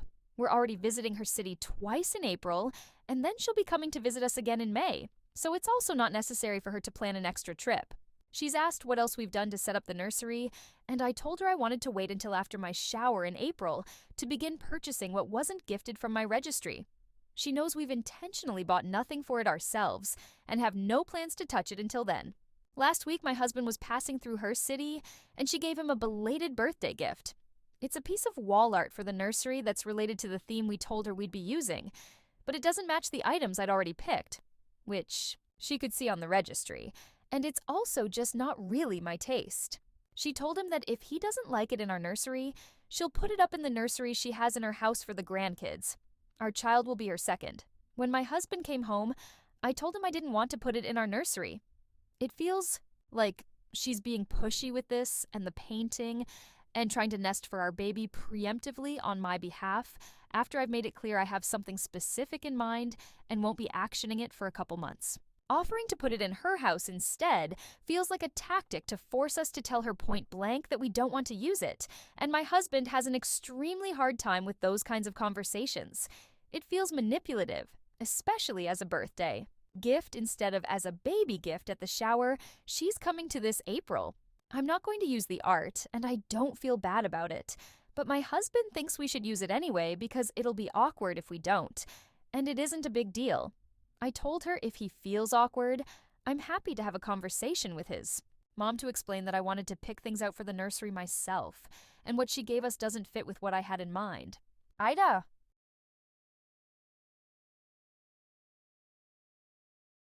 AETA for partying while my girlfriend is grieving.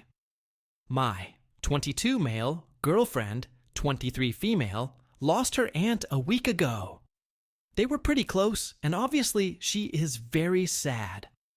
I try to support her doing everything I can, but she doesn't really want to talk and told me she wants to go through this moment by herself. I insisted and offered to stay with her during this weekend.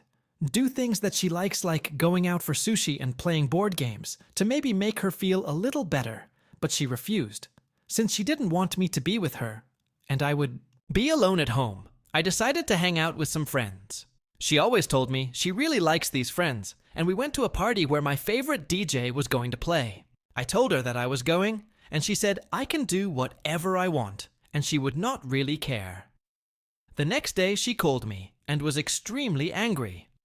She told me she was very disappointed that I wasn't there for her in a difficult time, and she couldn't sleep because she wasn't feeling well due to her loss, and couldn't call me or text since I was at the party. Not gonna lie, I am very confused about this situation. Aita. Edit. Since it happened, I told her I understand her desire to be on her own, but she could feel free to talk to me at any time, and I would be there. Even if I went to the party, if she wanted me to be with her, I would leave immediately. Some people said I should simply go, but she lives with her parents, and I can't just show up there without any warning.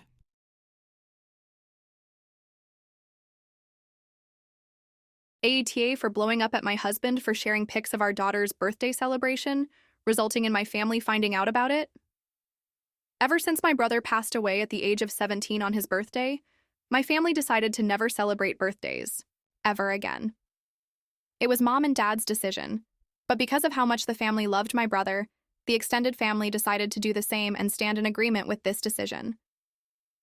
My husband would refuse to follow this decision and kept celebrating his birthday. Me and the family didn't say a thing about it since he's not blood family. But when I first got pregnant, the argument about celebrating our daughter's birthdays occurred. My family advised me to just not celebrate her birthday since she's a baby and won't even remember anyway. I agreed, but my husband threw a fit and insisted that we celebrate our daughter's first birthday. I caved in eventually, but told him we'd have a small secret celebration so that my family wouldn't find out. He agreed. The next day, I got a call from Mom, and she was so upset, saying that my word meant nothing and that I have no respect for my brother's memory nor the family.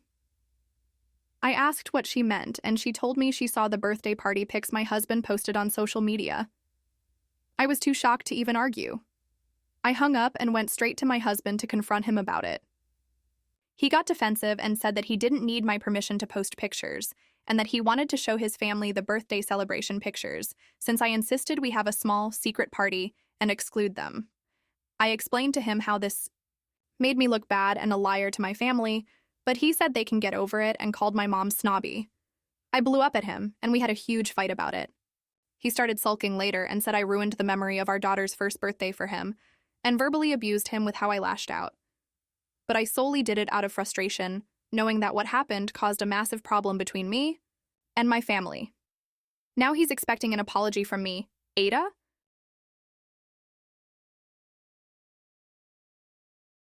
Aita for telling my wife to stop crying at Home Depot. My wife, 27 female, and I, 27 male, have been making trips to Home Depot to renovate our backyard. It's become a little date for us and we enjoy the quality time. In March of 2022, my father-in-law suddenly passed away from a heart attack. I am very close with my wife's family and supported her through the grieving process. On Sunday, my wife insisted I skip NFL and go to Home Depot with her, as our order was ready for pickup. When we got to Home Depot, there was an extremely long lineup, so I'm already annoyed having to wait. Out of absolutely nowhere, my wife starts tearing up and crying in the middle of this long line. I ask her what's wrong, and she quietly tells me that the gentleman at the end of the line reminds her of her late father, and she became very emotional and continued to cry. I got upset and embarrassed and told her to quit being so random since it's a weird reason to cry, especially because the gentleman looks absolutely nothing like her father. I then told her she is tripping out for no reason, and she ruined the vibe for Home Depot dates. On the car ride home, she called me insensitive and said, "It's not my right to talk about her father," even though it was obvious the Home Depot customer looked nothing like my father-in-law. If it was a doppelganger, I would understand.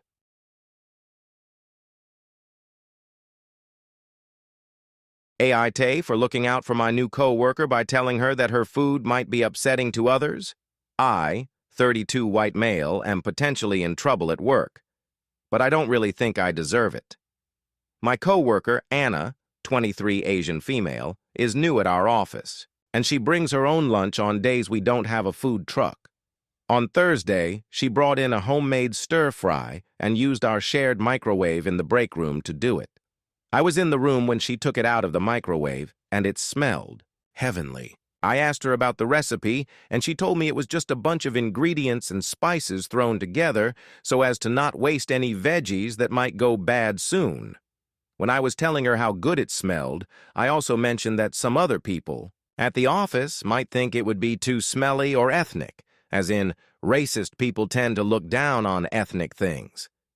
I have read those kinds of stories on here about microaggressions when it comes to people of color and the food they bring in, and I wanted to warn her that she might not want to bring it in anymore so it doesn't happen to her. I emphasized that it smelled good to me personally, though. I guess a couple of the other co-workers in the room overheard our conversation, because after Anna left the room, some of them sort of quietly told me how it was inappropriate for me to have said that. I told them that it's true, that ethnic food gets ridiculed for smelling too strong, and that I disagreed with that sentiment.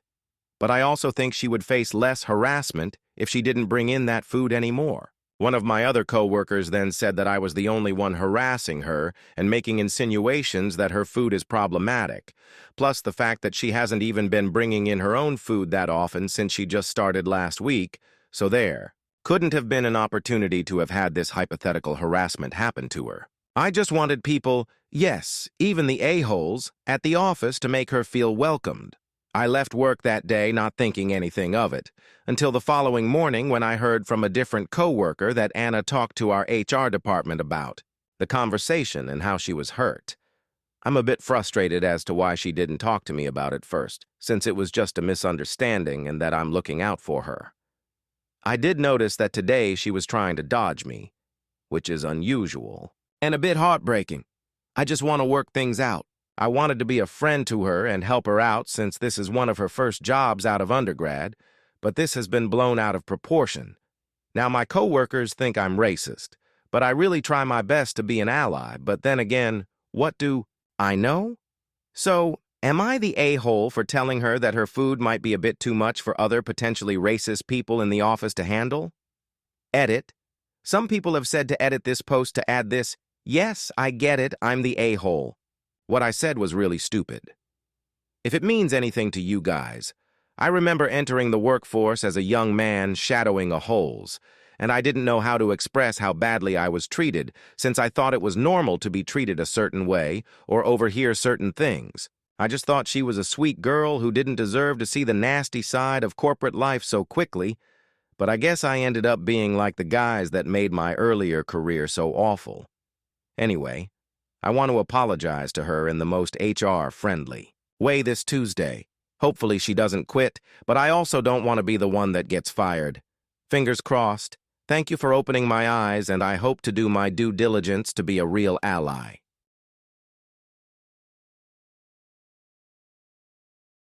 Aita, flipping out on my fiance for canceling all the vegan food options from our wedding food menu behind my back. My fiance, 31 male, and I, 25 female, are getting married soon. There wasn't much that we disagreed on during the wedding planning except for food.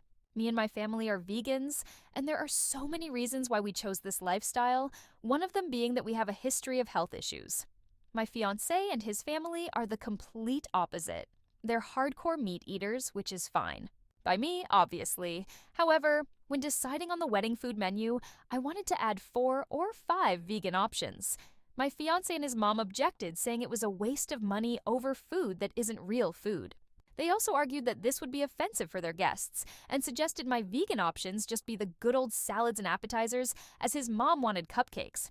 I said no, because for one, it's me and my family who's paying, and 2, I want to make my guests feel welcome and not be treated as second-class citizens by being served salad. My fiancé made a face and said, "Isn't that what vegans eat?" I refused to argue about it and said it was final. The other day, I found out that he had canceled all the vegan options and took them off the menu completely and behind my back. I was seething. I called him at work, but he kept hanging up on me. I went straight to his workplace and confronted him there and just flipped out on him. He was stunned to see me. He at first said it was his mom's idea, then told me to go home because I was making a scene at the office. The fight continued at home, and he defended himself by saying that I sort of made him resort to doing this after I kept brushing off his thoughts and input and refusing to accommodate his family. But there were plenty of meat options. Why can't I get 4 or 5 vegan options when I'm paying for it? He yelled that it was his wedding too, not my family's. My family said it was fine, and they'll figure it out, and told me to let it go. But I refused. Aita for putting my foot down on this? Update. So, his mom messaged me earlier to try to get me to listen to what she had to say after I kept ignoring her phone calls. She sent long walls of text just to address what I did at her son's workplace, calling it all kinds of stuff from immature to unhinged. She then went on to explain how she's noticed that me and my family kept acting dismissive of her son's input and contributions to the wedding. She said that she noticed my behavior towards him and her entire family and wanted to speak up earlier but didn't and tried to keep the peace. She then went on to address the food menu issue and denied her involvement in the cancellation of the vegan option, but that didn't mean she doesn't support her son's decision.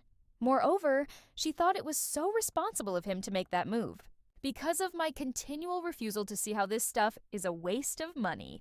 She also pointed out how I kept saying I paid for it and said that technically this isn't just my money, it's mine and his because we're getting married. She suggested I wisen up and get rid of the "my money, I paid for it" mentality. She finally mentioned how bad this whole situation is making me look and said that she and her son had already offered a number of compromises that I chose to brush off and decided to make it my weird hill to die on. She said that not only her son is upset, but she and the family are as well after hearing about it, and suggested I just agree on their compromise and be done with it. This pissed me off beyond belief. I responded by letting her know that I'm still standing my ground on this, even if I'll have to call the whole wedding off because of it. Because honestly, this is just ridiculous. My mom and dad don't even know what to say anymore. Apparently, my fiancé saw my response to her as he's with her and is now trying to call me. I'm waiting for him to get home and see if he's still insisting on the stance he took. I'll update if there's anything worth adding after we talk. Update. So the talk didn't go well.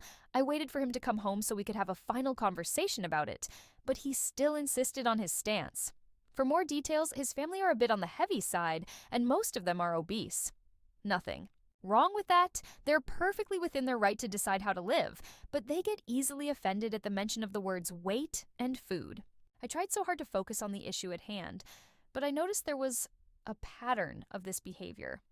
He said it wasn't true, and that this was just an attempt for me to throw past conflicts at him in order to win the current one. He claimed he tried to reason with me about why and how his guests might see those vegan options as offensive. He also said that his family love food and consider it a big deal, and how he didn't want his family to feel like there's certain options that they couldn't touch and feel that there's a difference in how I treat them versus how I treat my family. He then went on to explain how it's just an event, and how my family should just accept what's on the menu. And if they felt inconvenienced, so what? It's just a one-time thing. They're not going to die if they have salad and appetizers. What he said wasn't a good enough reason for me because his folks are going to think and say what they want, but at the end of the day, it's my wedding. And to be honest, realizing that my partner himself thinks it's okay to steamroll my opinions and decisions, simply because he's prioritizing others and their opinions over me, was really upsetting and not something that could be looked past. Normally, I'm a person of rational discussions and compromises. I'm all about compromises. I had compromised on much bigger matters than just food, but like people said, it's not about the food anymore if it ever was. Like, he'd literally lose. Nothing if he let me have what I wanted, but apparently, he was willing to lose it all over this, which is fine by me. I gave him back the ring and called everything off.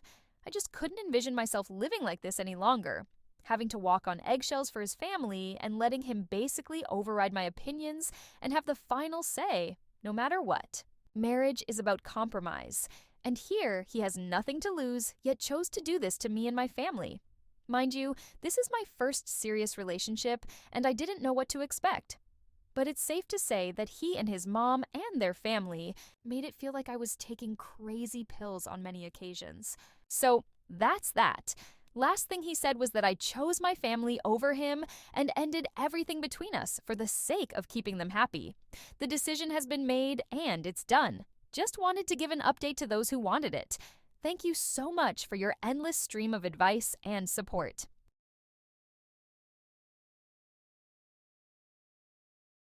AITA for yelling at my husband over bread. Whenever I buy something out of the ordinary with a specific dinner purpose in mind, my husband manages to find it and eat it. I am sure if I was planning to bake something and bought yeast, I would come home to find him completely distended and surrounded in empty yeast packets. I usually stick to the same grocery list every week, and I feel like if I buy something out of the ordinary that is clearly an ingredient for a larger meal, he could at least ask before devouring it. Last night I bought 2 baguettes, which I have only ever purchased to make French bread pizza for him and our kids. I bought these at 11 p.m. and they were not even here for 12 hours when I saw them on the counter, with the first 6 inches ripped off of each loaf. I scanned the house and saw my husband chewing. If it had been 1 loaf, okay. If he had used a knife, maybe. But the fact that he didn't ask if they were going to be for dinner, and instead ripped the top off of both of them like that final boss bloater in The Last of Us that lumbers out of the hole and rips the guy's head off. This is unforgivable. He insists I should tell him when I buy things if they are for a specific purpose. I say I am already taking on the burden of grocery shopping and cooking, and the least he can do is ask. Am I the a-hole here? Edit. Some pertinent information. We have 2 snack cabinets that he is free to snack from, not to mention whatever's in the fridge. The bread was in a cabinet that contains mostly ingredients. There was regular sandwich bread for the taking that was unharmed. For those who have stated that this is raccoon-like behavior, it really does feel like I am running a wildlife rehab operation. But the only patient is a 37-year-old software programmer. To the dude who said that my husband is going to leave me for another woman who will give him peace, tell me you're still bitter about how things ended with Sheila without telling me you're still bitter about how things ended with Sheila. Update. Wow. I was not expecting this to blow up, or for so many people to have such strong feelings about bread. Thank you for all of your input, especially my sister who unexpectedly chimed in. This may be the most validating experience of 7 years of living together. I shared this with my husband, and he accepts his a-hole status and apologized. We are going to work on communicating better, and he is going to work on his weaponized incompetence. He wants you to know he occasionally cooks rice and beans, and lately has been making us late-night quesadillas when the kids are asleep. But most of all, my husband says I was just hungry.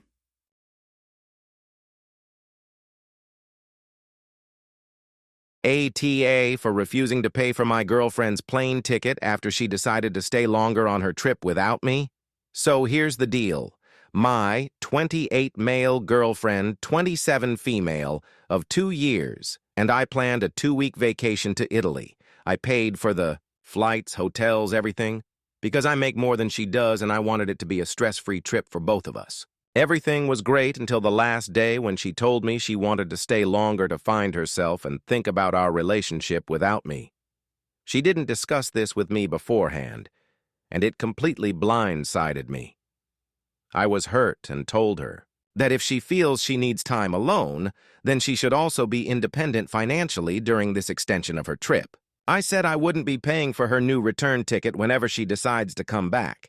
Now she's upset, calling me unsupportive and selfish, and some of our friends are saying I'm being an a-hole because I left her stranded in a foreign country without financial help.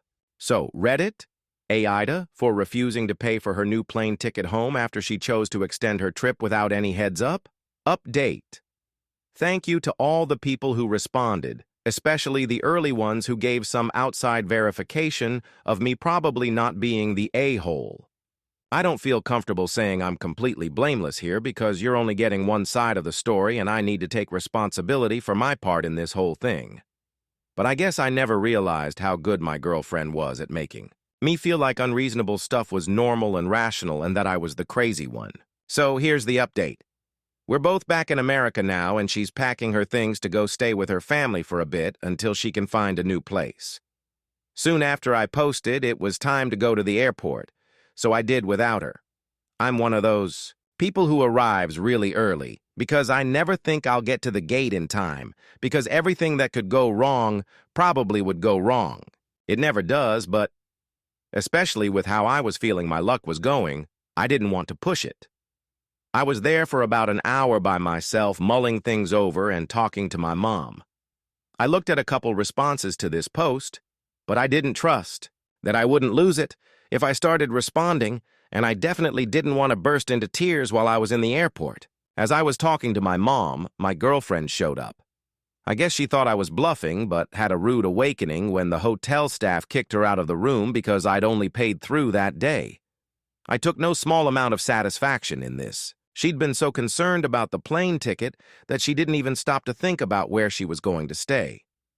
As many of you guessed, she met someone while we were in Italy. She was quick to tell me that it was just a physical attraction, and that they hadn't done anything, but she had his social media information and was wanting to see if it'd go anywhere. I guess that's what I get for not feeling well and wanting to stay in one night while she went out to explore. Obviously, I told her things were over between us.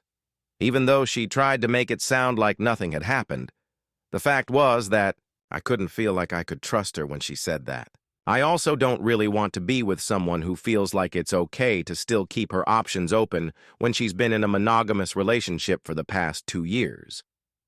The flight home was awkward as EF, and she tried really hard to give another pitch for why we should stay together on the drive home from the airport. I think, as we got closer to home, reality started setting in, and she realized she'd just thrown a lot away. So yeah. I'm jet-lagged and physically and emotionally exhausted. I'm just kind of numb at this point. Finally, I didn't see all the comments as there are 2,500 at the time of this update. But to the few that were downvoted into oblivion who said this was fake because I hadn't updated in several hours, F you. I was looking for reasonable dissenting opinions that might have helped me make sense of this situation, and you're accusing me of making this up for random internet points? Believe it or not, my priority was not to tell a bunch of strangers on the internet how my world was falling apart around me. I know it's easy to think that these people aren't real and their struggles are meaningless because screens divide us, but, ironically, you're the a-holes.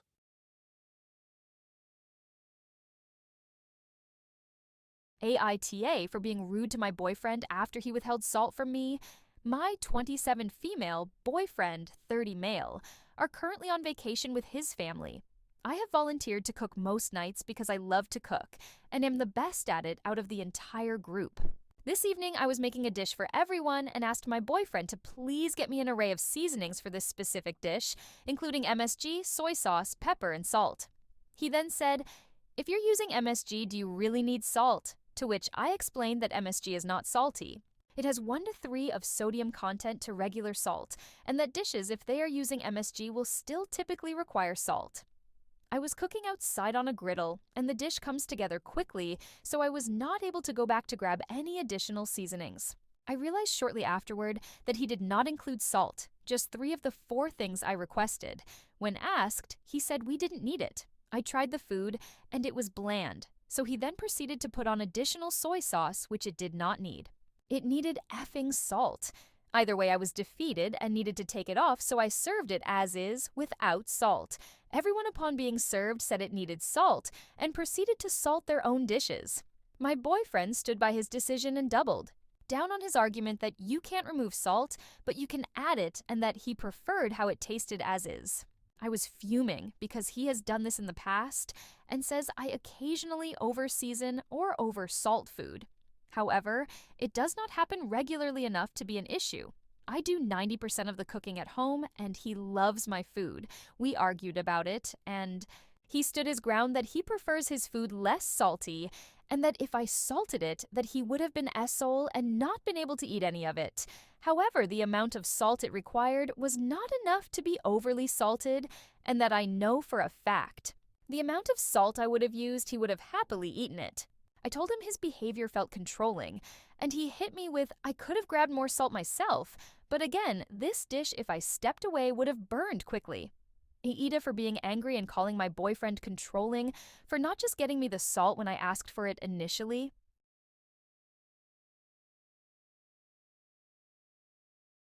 Aita for giving my mother-in-law a fake copy of my house key and exposing her on Christmas dinner. I want to preface this by saying that I, 34 female, married my husband, 37 male, a year ago. His mom is snoopy and annoying as F. She can't help it. That is just how she is, as my dear-in-laws say. My husband and I purchased a new house recently. My mother-in-law kept pushing to get an emergency key. She promised that she would only use it in an emergency, but given the fact that she had an emergency key to our old apartment and walked in on us being intimate twice, I just couldn't trust her. My husband didn't seem to think that either of these instances were a big deal, so I just sent her a fake key after she kept pushing. She had a smug look on her face after I hand-delivered it to her. Days went by, and at Christmas dinner, mother-in-law angrily called me out on the fact I gave her a fake copy of the house key. She shamed me for doing this in front of everyone, but in my defense, I asked her how she found out, and she said days ago when she came over at 4 while my husband and I were out. I reminded her, didn't you promise you wouldn't use it unless there's an emergency? So you tried to get in when there was no emergency, and you broke the promise you made to us. She looked red in the face, and the other family started staring, and some even laughed at her for the face she made. She suddenly got up from her seat and rushed into the kitchen, where she had a huge meltdown so loud the next-door neighbors must have heard. Literally, I've never heard a 60-plus-year-old woman throw a tantrum like that. Needless to say, dinner was awkward, and my husband and his sister were giving me looks. My husband went off on me in the car and said I lied and manipulated and humiliated and exposed his mom, and said he wouldn't have let me get away with it had he known. We had an argument, and he is demanding I apologize to his mom for my childish behavior and for ruining Christmas dinner for the whole family. Aita? Edit. So this went off unexpectedly, and I thought I'd show my husband some pretty helpful comments I found here minutes ago, but he got mad at me when he saw it. He said I was nuts to talk about his family online. He demanded my phone so he could delete it, but I refused, and I went upstairs and into the bedroom. I've never seen him so agitated, and I didn't think he'd react like that, honestly. But thank you guys for your support. It really means so much. I'll update if I can. Thanks again.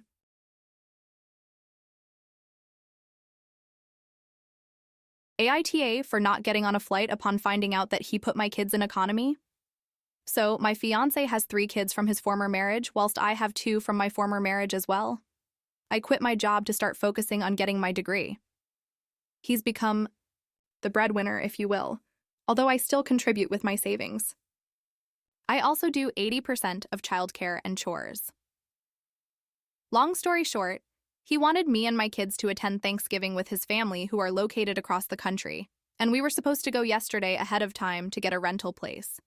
He booked our tickets and everything, but later, before the flight, I found out that his kids and myself were put in first class, whilst my 2 kids, ages 14 and 10, were put in economy. I was stunned. He acted like it was no big deal and told us it's just a few hours and the kids could just hang in there for a little while. I asked how he could think this was acceptable and he got mad and said he's the one paying for tickets. Then we go by his rules. I immediately turned around and took the kids and made my way out of the airport.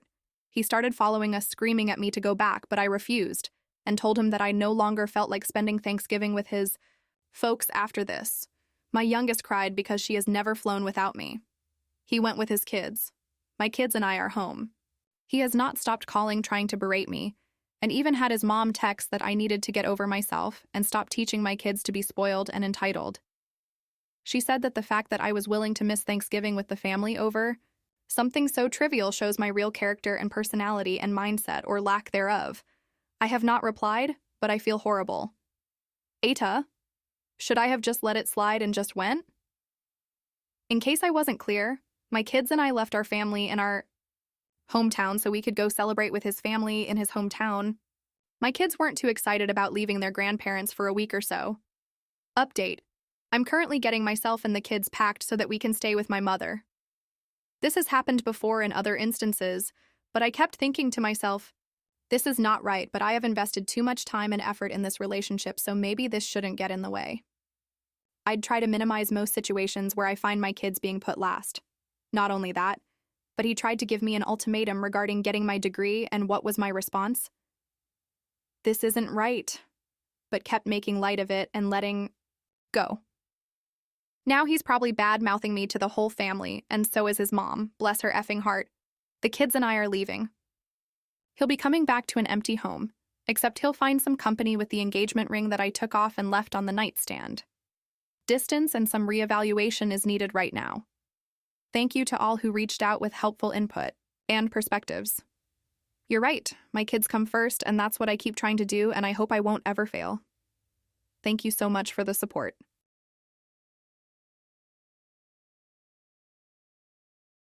Aita for leaving during my wife's labor? My wife went into labor around 6 p.m. on Sunday. We are expecting twins.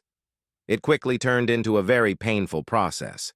She kept cutting off the blood pressure to my hand when she squeezed and nearly sprayed my shirt with vomit. Around 3 a.m., my dad called. I work for my dad's company, and we had a presentation for clients Monday morning that I had to get ready for. My dad heard my wife was in labor, but told me he needed me on this presentation. He said there was nothing I could do to help my wife with delivery, and seeing the baby come out was overrated and people don't prepare you for the gore. He said he needed me to rest up and make myself presentable for the presentation. My wife's labor was progressing very slowly, and we were all certain she would need forceps or other assistance to deliver the babies. I realized that I couldn't help her here, and my dad was counting on me, so I told her I needed to leave. She started screaming at me so loudly that a few nurses rushed over to our room. I ended up doing the presentation with the clients and things went well. I leave the office and see a text on my phone that said, my wife delivered an hour ago at around 10:30 a.m. and they had to use forceps. I would have missed the meeting had I stayed, and my dad has given me everything he could possibly give me in life, so I didn't want to let him down. Aita? I had responsibilities I had to take care of, and while my wife is still screaming at me, saying that she was alone when they destroyed her body, I'm the only one who works, and her mom even said that she was emotional and overreacting. My wife even went as far to say that her family would disown her if she was the first of them to divorce, but that she doesn't consider me her husband right now.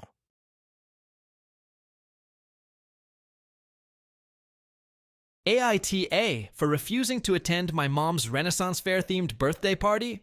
My mom recently turned 50, and my family has been experiencing some tension.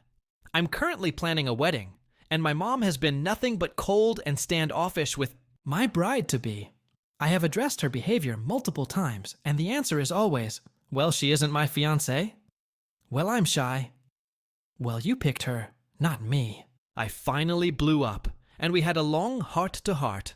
And she confirmed my fears that she doesn't like my fiancé much and finds her annoying and vapid. I told her if she ever acted on those feelings, she will be disinvited from the wedding. My fiancé recently had a bridal shower and bachelorette weekend at Disney, as she is a huge Disney person. Growing up, we rarely went to Disney as my stepdad, and I preferred Universal.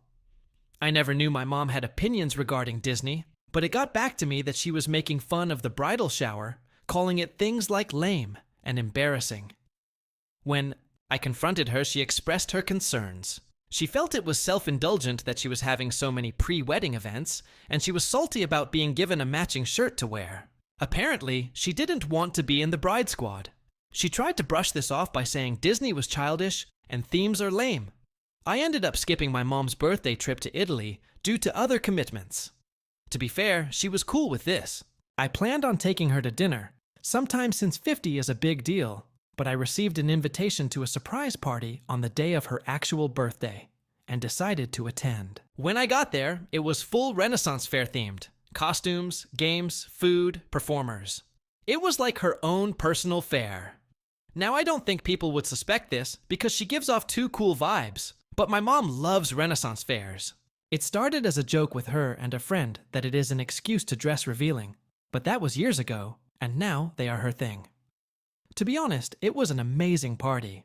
Probably one of the best parties I've seen, but I immediately felt pissed. How the heck is a Renaissance fair less cringy, childish, or embarrassing than Disney?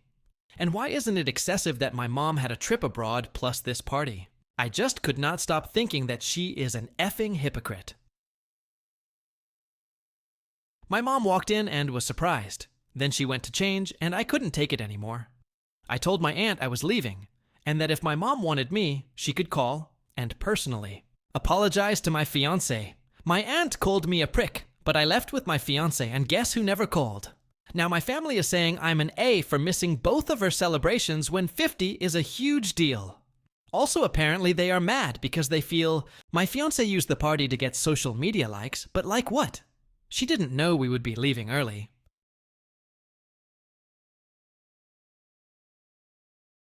Aito for not wanting people at our pool. My fiancé and I own a house with a pool in the backyard.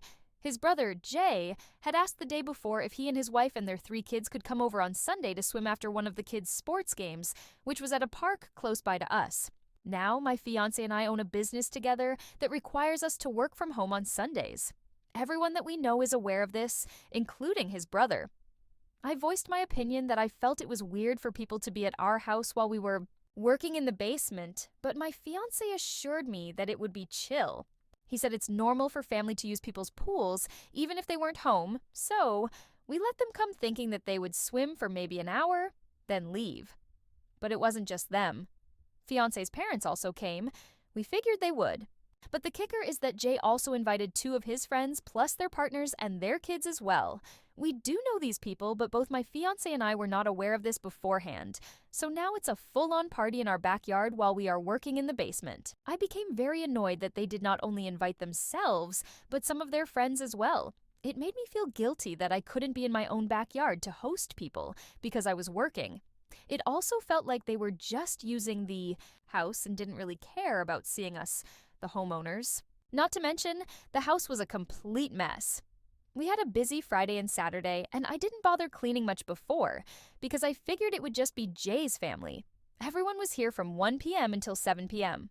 We finished work around 3 p.m., at which time my fiancé put on his swim trunks to join them outside. I got in a pretty bitter mood from it all and stayed inside. I didn't say hello to anyone because I figured they weren't even here to see me, just my pool. I did some laundry and some cleaning up, and I did end up seeing a few people who were coming inside to use the washrooms. I said hi and tried to make some small talk, but I really wasn't happy. Fiancé came in and said that I was creating an awkward and unwelcoming atmosphere by not being outside. I told him I never planned to have a party today, so I was just carrying on doing what I originally had planned, which was laundry and cleaning. Fiancé keeps saying that I was rude for not joining them outside after work. He also says things like, the pool is meant to be used and that it's family time. Aita, edit. Answering those who have asked, we bought this house together completely 50-50. Edit 2.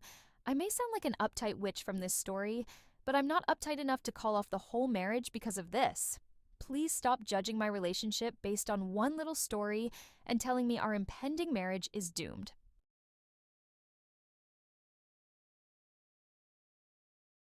Aita for getting frustrated with a kid at the arcade. I, 30 male, am a really big fan of Dance Dance Revolution, and I was just playing a bit at an arcade near me. I was about to get a full combo when this kid around 8 years old decided to play. A stupid prank. He used his hand to press the buttons and mess up my combo. I was furious as I had been practicing this map for a while now and was about to full combo it. I will admit, I lost my temper. I started screaming stuff like, "What the F are you doing?" and "Where are your parents because they clearly failed you?" It wasn't the nicest thing to say, but I was understandably angry. The staff came to me and banned me from the arcade for being aggressive. Aita?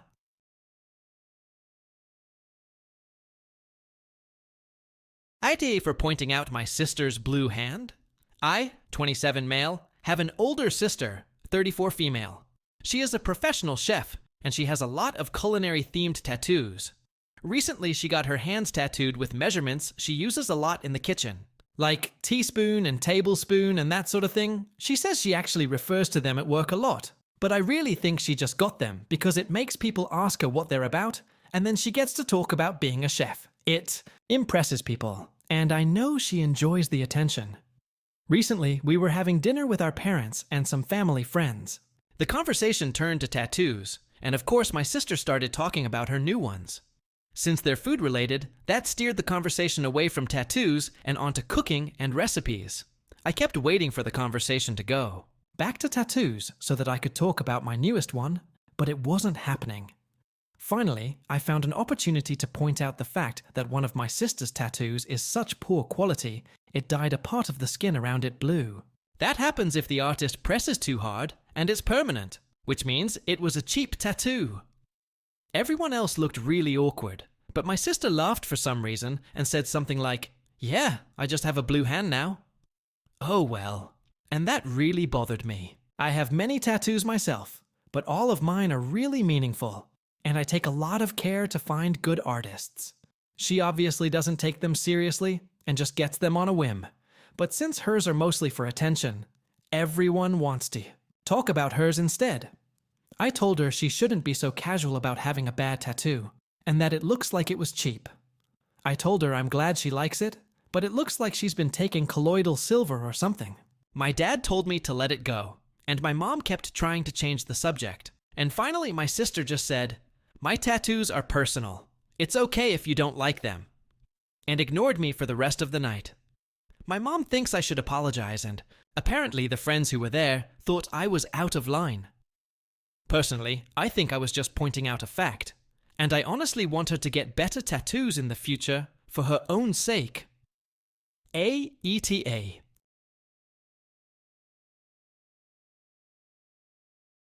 Aita for being disappointed in a birthday gift from my girlfriend. I, 23 male, have been dating my current girlfriend, 21 female, for the past 18 months, and throughout our entire relationship, she has been aware I'm a huge PlayStation fanboy. I grew up playing on my PS2, have always loved their exclusive games, and constantly play my PS4 at our apartment, even today. I made my love for these games and consoles exceedingly clear to her, and occasionally talk her ear off about them. Unfortunately, due to financial circumstances, I've been unable to purchase a PlayStation 5, despite wanting one since release.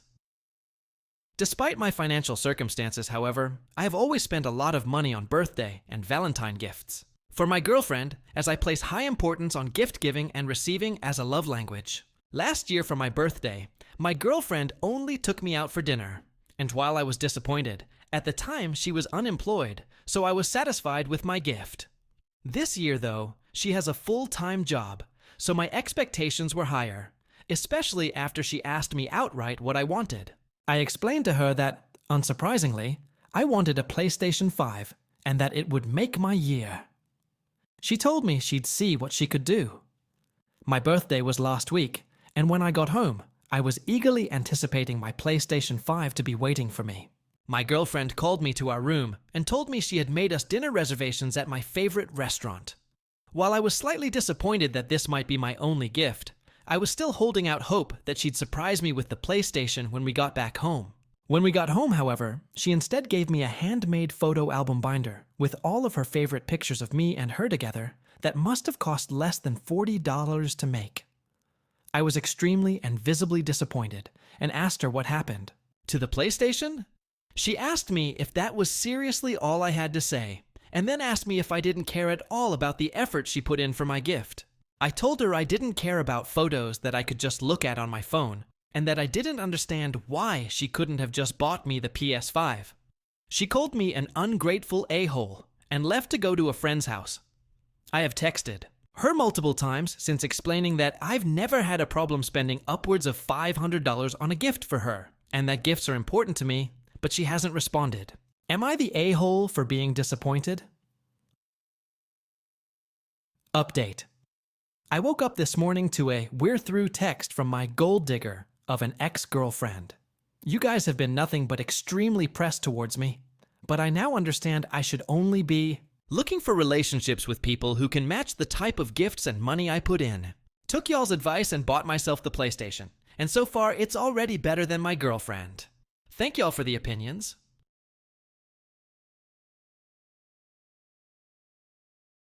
Aita, for walking out of an event when my fiancé introduced me as a bookkeeper. I, 45 female, have a fiancé, 55 male, who is a retired military officer. I own a successful company I started 7 years ago and have a small staff of 25. I worked my way through college, paying as I went. Therefore, I graduated in my early 30s with a double major in accounting and business management. I am very proud of that. For a little background, I worked hard for my degrees and have zero debt. I know it took me longer than the typical student going full-time to college after high school. I worked full-time to pay as I took classes. I went to junior college first, then finished at a 4-year. I took 2 classes per semester for a long time, but I finally made it. I have been teased that junior college isn't the same as going 4 years at a major university. Well, I am proud to have done both and feel the education I received at junior college was excellent. I worked as an accountant for some large corporations, as well as programming and IT. I started my company doing similar support to large and small companies alike. I have a wonderful staff. I manage the contracts, kickoff meetings, sales and consulting staff. I also do some of the consulting and most of the sales and contracts. My sister is my office manager, and I am blessed in so many ways to have her. I was dating my now fiancé before I started my company, and we recently got engaged. Everything seemed to be perfect, except he keeps introducing me as a bookkeeper. No disrespect intended to them or the profession. My issue is that I have worked hard to get where I am. I am an accountant, graduate with a double major, and a IA successful business owner. He could pick almost any other title to introduce me as, but he chooses bookkeeper. I have asked him many times in private to stop calling me a bookkeeper, as it implies to my clients and business associates that he doesn't respect me or what I have accomplished. He said he doesn't see the big deal or the difference, and continues to do so. I recently pulled him aside and asked him to just introduce me as a consultant at the event we were going to. While there, we were talking to a prospective client for my company, and he said, "She has come a long way for a bookkeeper." I know my face had a full blush at that, excused myself, and walked away. We had both driven there, so I got in my car and went home. We both own our own townhomes. I sent him a text to let him know I was leaving and would talk to him later. He thinks I am overreacting.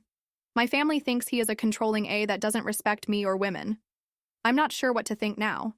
He seems so supportive when we are together, but not when we are around other people. He tends to treat me like a subordinate, nice kid, playing with the adults. He does talk down to me in front of my family, but I always assumed he was joking badly. So Aita for leaving and overreacting, edit. I had a conversation with him after a few days. He feels I'm lucky to have him and that I need to listen to his advice more and not overreact. The attitude, along with reading everyone's replies, I have called it off with him. I need someone who is proud of me and caring. My family responded by buying champagne. Edit 2. Had another conversation with the ex-fiancé. He said now that I had time to get my emotions under control, he was willing to let it go. I laughed and told him I'm fine and so are my emotions. I told him about the post and that he should read the replies, Let's just say he was not happy. I did say no names were used, just me, I, and he. Here is the total shocking part. He wanted to know what I was going to give him for his help with my company. After the shock wore off, I handed him $1 and walked away. Told the family and my brothers wanted to pay him a visit. I told them I handled it and gave him $1. We all laughed, went to the store, and got more champagne. God, I love my family.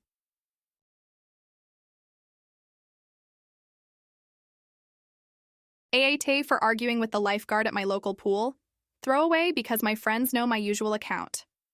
I, 37 female, was at our local community center pool today with my 3 children. For this post, I will change their names, but they are Jane, 3 female, Allison, 5 female, and Henry, 8 male. Going to the pool is a regular outing for us. Sometimes we go with my husband, but today he was at work, so I took them by myself. I got the kids ready in the family change room area and entered the pool area. Henry is a great swimmer, so I often let him watch Allison not far away from me in an area of the pool that is slightly over their heads. There are also at least 2 lifeguards watching this pool all times. Jane prefers to stay in the shallower area of the pool, so I usually stay over there with her. Well, today I was sitting in the shallow area with Jane as I usually do, while Allison and Henry swam a little further away in the deeper area of the pool. This pool does not have a normal layout. It is meant for kids, so it has a lazy river, which is about 4 feet deep, a basketball court area, which is 5 feet deep, and a baby area, which is kind of like a beach. One of the lifeguards yelled at me to be in arm's reach of all my kids. She was very rude, so I told her we swim here all the time and it has never been a problem. She told me that they were too young to swim in this section alone. I pointed out that it was a kids' pool and they are good swimmers, but she still said they couldn't swim without an adult until they are 12. So I put Jane in a float and went over there with them, even though Jane was not happy about it. Allison and Henry were playing on big floating pool toys about 5 feet away from me, and I was just keeping Jane occupied, since she doesn't like being in the deeper water. Well, Allison fell off the floaty she was playing with while I was playing with Jane, and the next thing I know, the lifeguard is blowing her whistle and jumping in after Allison. She handed her to me, looking kind of pissed off. I told her she didn't need to get in and that Allison can swim, plus Henry was watching her. The lifeguard said, well, he wasn't, and then told me that if I wanted to keep swimming, I had to put my children in life jackets. I told her that was ridiculous because my children can swim. Plus, she is obviously there to save them in case they need help. I left shortly after, but am I the a-hole for not wanting to put them in life jackets and expecting the lifeguards to actually do their jobs? My husband thinks I should have been closer, but my sister agrees with me.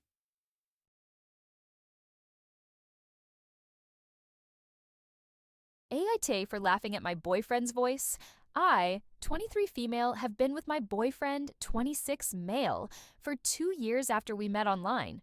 We were long distance, but he only texted me, and at one point I told him I couldn't continue without a video call to ensure he is who he says. He said he was insecure about his voice on the phone and kept putting it off until I gave him an ultimatum. We had our video call. I told him I loved his voice, and we haven't had a problem with calling since. His voice was raspy, like strained vocal cords, so I figured that was why he was self-conscious. When I met him, it was the same thing. Deep, but raspy and hoarse. It was kind of cute to me, and I made sure he knew, so he didn't feel insecure. After we met, we saw each other every other weekend, alternating drives until we got a place together in my town 6 months ago. He's met my family and friends, but I've only met one of his friends because he was his roommate. He says his other friends aren't really close, and he has a strained relationship with his family. His mom has been calling him since he moved, but he always ignores them. I don't want to go into detail why he didn't want to talk with her, but I eventually talked him into giving it a try. Earlier this week, he actually took the phone outside and called her back, but asked me for some privacy. They talked for almost 3 hours. When he finally came in, he looked happy. I asked him how it went, and immediately he answered, really well. But I swear he sounded like a Muppet character. It was not my boyfriend's voice by a long shot. He went from a deep, raspy voice to Mickey Mouse. I sincerely thought he was joking. So I laughed. He started a coughing fit, but I thought he was laughing too. Nope. He asked what I was laughing at, and I told him whatever that impression was, legitimately thinking he was making some weird joke. The absolute difference in voices made it sound like it was out of a cartoon.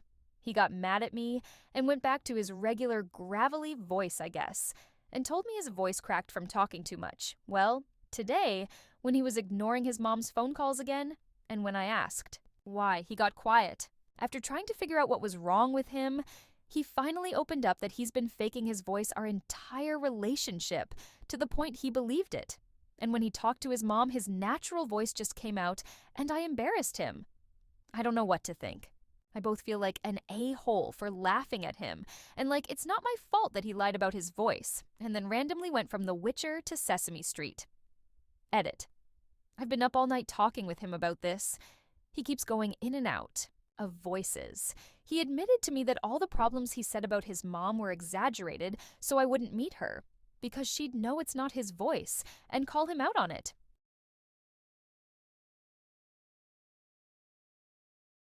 Aita for refusing to meet my boyfriend's friends unless they apologize to me. A couple of weeks ago, my 24 female boyfriends, 27 male, friends found a Tinder account with my pictures on it and matched with it. I have not met my boyfriends' friends yet, but they know what I look like because my boyfriend showed them pictures. They showed my boyfriend the account, and my boyfriend called me immediately to tell me about it. I haven't used Tinder in over a year, and Tinder is supposed to delete inactive accounts after 7 days, so I knew it wasn't mine. His friend also messaged with the account that weekend, but I was with my boyfriend watching a movie at that exact time, so my boyfriend didn't really believe the account was mine either, but his friends weren't convinced that I wasn't cheating. I could hear them yelling things through the phone like, "Make that witch prove herself? Your girlfriend is a wench," along with other really degrading names. My boyfriend told them to shut up as I was on the verge of tears. I went on FaceTime with all of them while the friend messaged the account. They made me show my hands and my phone on the video call the whole time. The catfisher messaged back, and I was proven innocent. None of them apologized to me. They only apologized to my boyfriend, which felt even more disrespectful. Apparently, those friends are hosting a party this weekend, and my boyfriend wants me to meet the group for the first time. But I don't want anything to do with them until they apologize to me for calling me names. My boyfriend understands, but also says that it would mean a lot if I could at least give his friends another chance, since they were actually just doing their best to support him since he has been cheated on in the past. Would I be the a-hole if I refused? Update. So much crazy crap has happened, and I've just been trying to process it all. I don't even think y'all are going to believe what went down. After reading through the comments on my last post, I told my boyfriend again that I was not going to the party because I felt disrespected by his friends and was disappointed that he did nothing to stand up for me. My boyfriend apologized to me and made it up by spending the weekend with me at my place instead of going to the party. He told me that after he quit his job, he would not contact any of his friends who refused to apologize to me, which none of them did. His apology seemed genuine, and him not going to the party convinced me that everything was good, so I didn't break up with him. Flash forward to a few days ago. My boyfriend and I were laying together in bed. He was on his phone, messaging some of his friends while I was watching TikToks. At one point, I glanced at his phone while he was scrolling through his texts and saw that he had sent a bunch of screenshots of my pictures from social media to someone. Even from far away, I could tell that they were pictures of me. I didn't think much of it and even thought, "Oh, he's showing his friends what I look like." I was so dumb. So before we went to sleep, I jokingly asked him, "Hey, why were you sending my social media pictures to your friends?" He went white and there was so much panic on his face. I immediately knew something was up and made him explain. Apparently, he sent my social media pictures to his friends so that they could make a fake Tinder account to see if I was really cheating on him. Because he had been cheated on in the past, he felt so insecure in our relationship that he wanted to make sure I didn't have any dating apps or was doing anything shady behind his back. He thought the confrontation would scare me into a real confession, but he didn't want to seem like the bad guy with major trust issues, which is what he is, so he had his friends confront me for him while he pretended to be on my side the whole time. They saw my reaction to it all. I was literally on the verge of tears the entire call and did not confess to anything they accused me of. They decided to play it off as a catfish, so congrats to those of you in the comments who guess right. The friends made the fake account. I didn't believe it at first because I had no evidence, and I hate making false assumptions about people. Ironic, isn't it? I also thought that they had no way to get pictures of me since my social media is private. But how was I supposed to know? My own boyfriend was providing them to frame me? Needless to say, I dumped him. He cried the whole time, which was admittedly satisfying to watch, but also painful. Thanks for all the support. Wish me luck in therapy.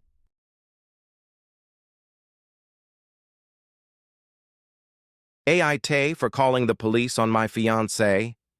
Last night, my 35 male, fiancé, 38 female, left in the evening to give a friend's son a ride back to his home. She implied she'd be home before 9. She left at around 7:45. 10:15 rolled around and she still wasn't home. I texted and she apologized to me, saying that her friend's son was actually in the next town over, maybe 30 minutes away, and she was coming home now. 11:45 rolled around and she still hadn't come home, so I called her to no answer. Texted her to no response. I was getting very upset. 12:30 rolled around and still no response and no answer to my phone calls. I was extremely angry. 1:30 rolled around and my anger had completely transformed into worry. Not answering my calls and texts not read. Around 1:45 I called the police. I have always heard that the first 24 hours of someone being missing is the most important, so I didn't want to delay. I asked them to let me know if there had been any traffic accidents involving her car, and the operator told me that they would put out the word and send some cops to check along the route she would travel. I called all the hospitals in the area to check if she had been checked in, and I waited outside watching the road for her car for 3 hours, partially because I didn't want the kids to hear me on the phone with hospitals, and secondly, because I was sick with worry. At 7 a.m., she came home. She apologized for being out and said she had no excuse. She was driving home and felt tired, like she was falling asleep at the wheel, so she pulled over to the side of the road to sleep. When she did that, she found that her brand new phone had stopped working. She says she napped anyway, because it was the responsible thing to do, and then came home at 7:00 a.m. to bring the kids to school and get to work on time. I immediately called the police and told them that she had come home safely and gave them the case number and told them to stop searching, which they did. My fiancé brought the kids to school and left for work. I set out to start cleaning. Cleaning de-stresses me sometimes. I got a call from a policeman asking where she worked. I told him and asked why, and I was informed that it was their policy to check on the person's wellness after a missing person is found. I asked them to not go by her work but to give her a call instead. He said he couldn't promise. My fiancée is relatively new to her job. A police officer showed up and asked to speak with her. She's now enraged at me for calling the police and sending a cop to her work and making her look bad. She is saying I overreacted and that she wasn't missing and that I was punishing her for doing the responsible thing and not driving while drowsy. She is saying that she is never going to leave the house again except for work, because she is afraid I'm going to call the cops on her again. So did I overreact? Should I have waited 2 days like she suggests? Update. First of all, thank you to those of you who offered kind words and solid advice. This update is likely to disappoint some of you, as it does me. My fiancé and I have been fighting solidly since before I posted my last thread. It's been exhausting. I called her out on her obvious lie, and she fumed at how awful I was for calling her a liar. From then on, it was as if she was falling down a smooth well, desperately clawing and grabbing at anything she could to blame me for as she went deeper and deeper. I'm not a perfect man, but in this particular situation, I was an angel, so she had nothing to grab onto. I did a lot of soul-searching, and I made a call that most of you will hate. I decided to bury the hatchet. I love her very, very dearly. I had no proof of a lie, and I wasn't too concerned about what she was really up to anyway. Our relationship is open, so even if she effed around, I didn't care much. She still fought with me, though. The fight continued to the point where she broke up with me, except not really, which was a common tactic she had used before. I called her on it, and she fought with me still. I asked for space for a night so I could sleep off the exhaustion, and she got upset and told me I was neglectful and selfish for not going to her and making up in person. I am stupid. I am aware of it. Even through all of this, I was apparently able to believe that what she said in emotion wasn't really her talking. Today, I was having lunch. Money has been tight lately for some weird reason, so I flipped through my wallet to find my credit card, which was missing. Well, you see where this goes? She had stolen it. She cited our desire to join lives together and merge finances, and that when I lent her my wallet once, she took it so she wouldn't have to bother me by asking again. This credit card is mine, under my name, and for emergencies only. She was using it for the last month and a half. While she has been decent enough to pay back some of it, there was still a $1,500 balance on it that hasn't been paid. She says that it's hers just as much as mine and resents me calling her a thief. A lot of the uses were spent at ATMs for cash withdrawals and some interesting ones at the casino. Those of you who guessed gambling were probably right on the money. At that point, I admit I lost it. I am a very calm person, but there was only so much denial of reality that I could take. It's still blurry, but I said a lot of horrible things to her, and am in the process of evicting her from my life. I am canceling everything that is in my name that she is a part of, including the new phone and phone line, canceling her car insurance and reclaiming my car that I gave her, which she has trashed. Apparently, I can handle lies, cheating, and secrets. But who knew theft was my line? Learning experience.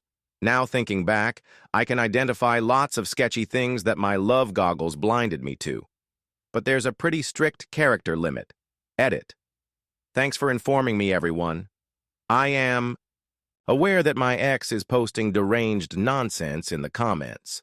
I won't respond to them because I've made it a policy not to engage with her.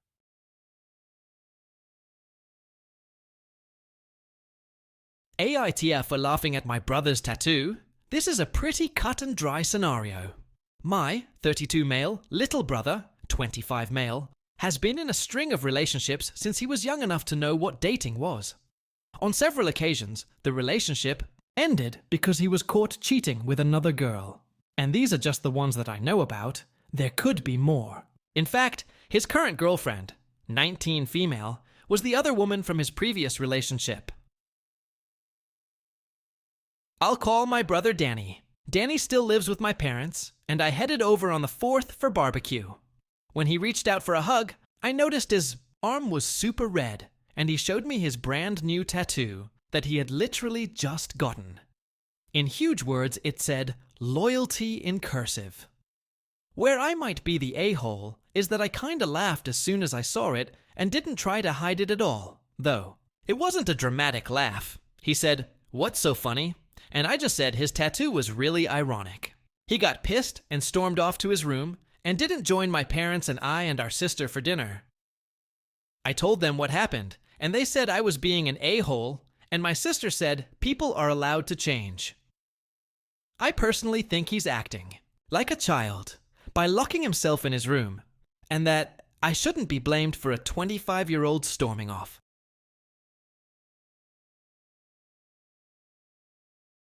Aita for leaving my husband at home while I spend the week at my brother's because of how he buys groceries.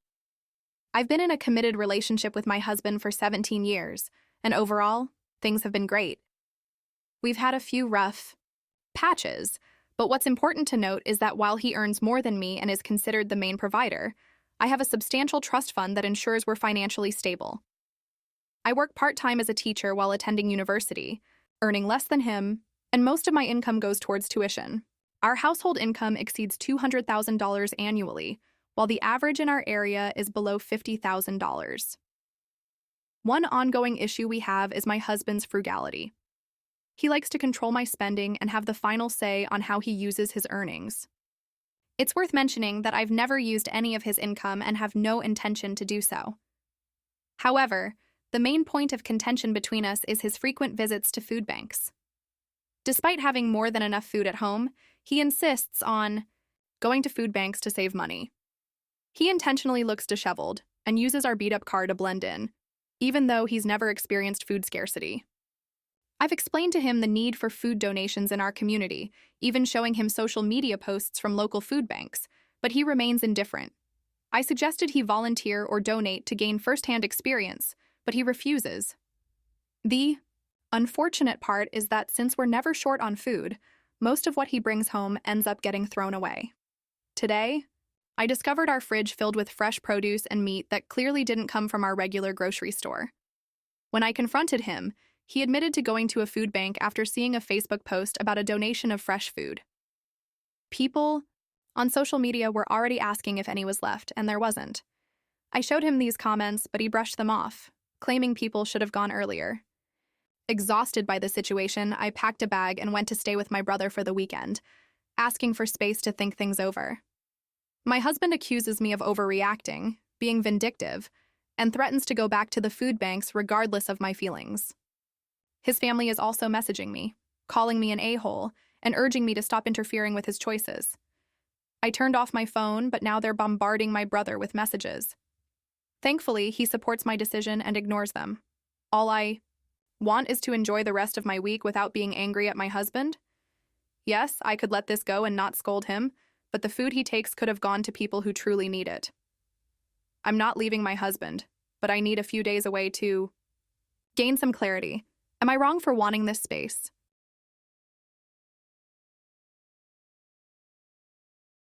Aita for trying to reconnect with my childhood best friend. I, 26 female, am marrying the love of my life, and we've begun wedding preparations. While making the invite list, I reminisced over my old childhood friends, specifically my old best friend Mona, 26 female, and decided that I'd like her to attend. To explain, Mona and I were best friends growing up. We shared the same childhood friends despite me living out of the city for most of the year with my father and only being in the same state for the few months of summer. We had a falling out partway through high school, and she ceased to talk. To me, I told my fiancé that I wanted to reconnect with Mona, so I reached out to our mutual childhood friends and asked if they still kept in touch. One of them did, and gave me her number. I texted and said I was in town and wanted to meet up to catch up and talk. Fast forward a few days, Mona's come to meet my fiancé and I at a local shop for coffee, and I introduced them and told her that I'd like her to attend my wedding. She stared at me and said that she wasn't expecting my wedding to be the topic of catching up. She coldly said that she thought I had reached out to apologize about what happened when we were younger. I was confused. She callously said, in front of my fiancé, that she stopped talking to me and cut contact with me because of what happened with her boyfriend when we were in high school. My fiancé asked what happened, and she told him that I kissed her high, school boyfriend during a summer that I was in the state, and stole him from her, leading her boyfriend to dump her over text. She went on to say that if I didn't have an apology, she wasn't interested in speaking with me. She excused herself and paid for her meal. When we got home, I was fuming that Mona was still upset by something that I couldn't even remember and that she misconstrued. My fiancé told me that I didn't mention this stealing boyfriend thing and asked if I ever apologized for it. I admitted that at the time I didn't, but I didn't think it was that big of a deal. We were kids. It was a high school relationship. They were only dating for 8 months, and he made the first move. My fiancé told me I was the a-hole. I think otherwise because it was literally a blip of time so long ago, and I assumed Mona would have understood my side. It was over 10 years ago. We were 15. Aita.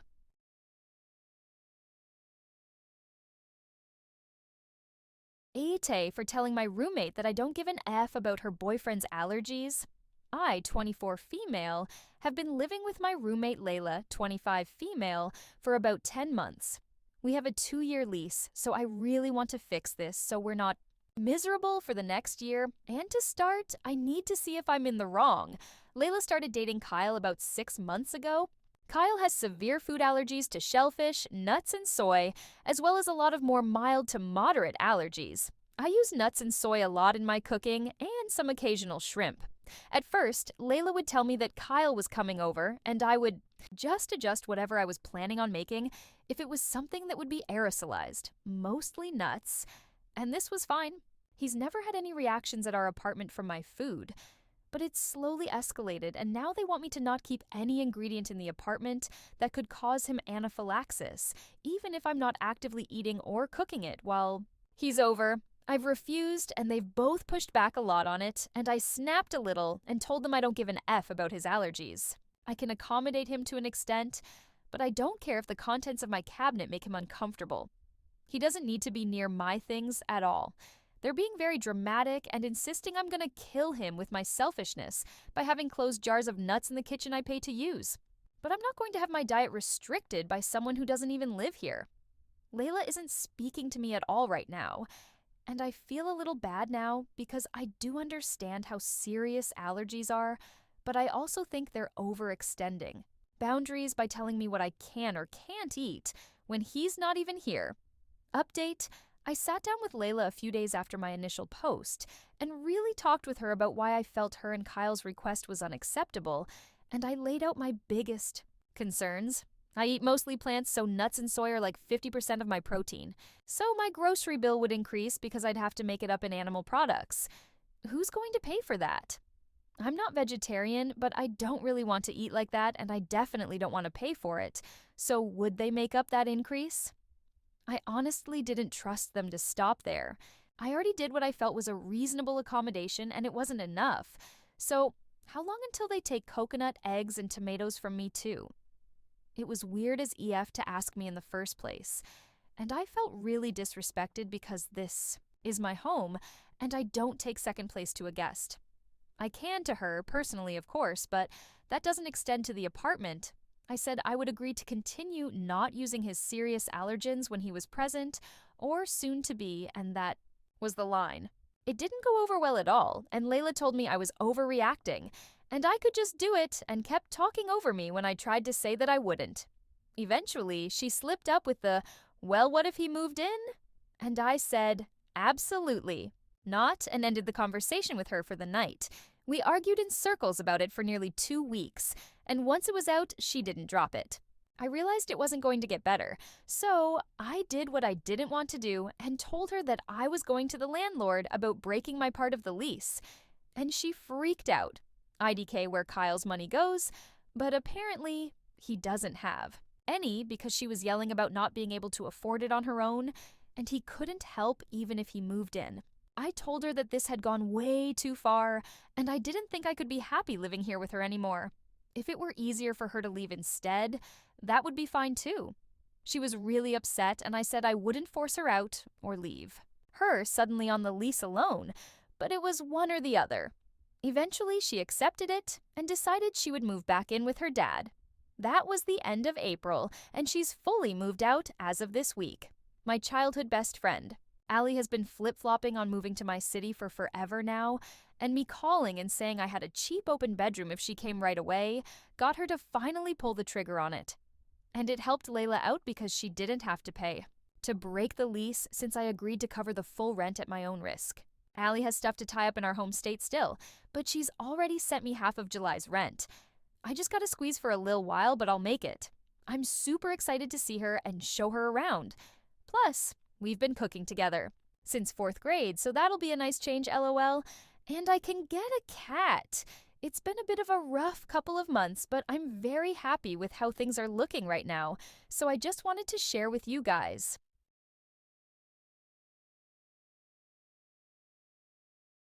Aita for reading my coworker's fan fiction in front of everyone at work? I guess the title sounds bad, but please hear me out. I, 27 male, am a general manager at a fast food restaurant. Not gonna say which because I don't want to get in trouble. With my assistant manager, Sophie, 23 female. Me and Sophie get along pretty well. We joke, fight about stuff all the time, and like to prank each other a lot. Like prank calls or making the other do fake orders or writing fake surveys about the other, or splashing soda on the other. We end up working together a lot since we get a bunch of call-outs, especially at night, and Sophie likes to pick up extra hours. We've both climbed up in the couple years that we've worked there and have a good relationship. When it's dead, Sophie likes to write fan fiction on her phone, which I sometimes tease her about. A while back, I made Sophie read me a line that she was writing, and we were making jokes about it. Last week, I suddenly remembered the fan fiction again and decided to try and find it. I remembered the line she had read to me and was able to search for it online using quotation marks. I'm not going to say which show it's from because I don't want anyone to find it, but it was shocking to read. Pretty much the two characters in it. Worked at a fast food chain and ended up falling in love. It got pretty graphic in some parts too. The main character was essentially a representation of Sophie, and the love interest was basically me. I mean, right down to copying conversations that we've had at work. He even had a wife that he was cheating on to be with her. I'm married, but I would never do such a thing. Anyway, a few nights ago, Sophie and the rest of the team threw a party to celebrate a couple of wins, and of course, Sophie pranked me by shoving a cupcake in my face. So I remembered what I read. I thought it would be a good prank, so I pulled up the fan fiction on my phone and started to read it. When she realized what I was reading, Sophie's eyes started to tear up, which I was not expecting. The rest of the team was joking around with her, but she ran out of the party. Now she's not showing up to her shifts or answering my calls or texts. It's weird that Sophie's acting like this since she usually loves pranks and stuff, so now I'm wondering if I took it too far. But I also feel like she shouldn't have been writing those things about me and her too. Aita, update. Thank you everyone for reading and giving your honest feedback.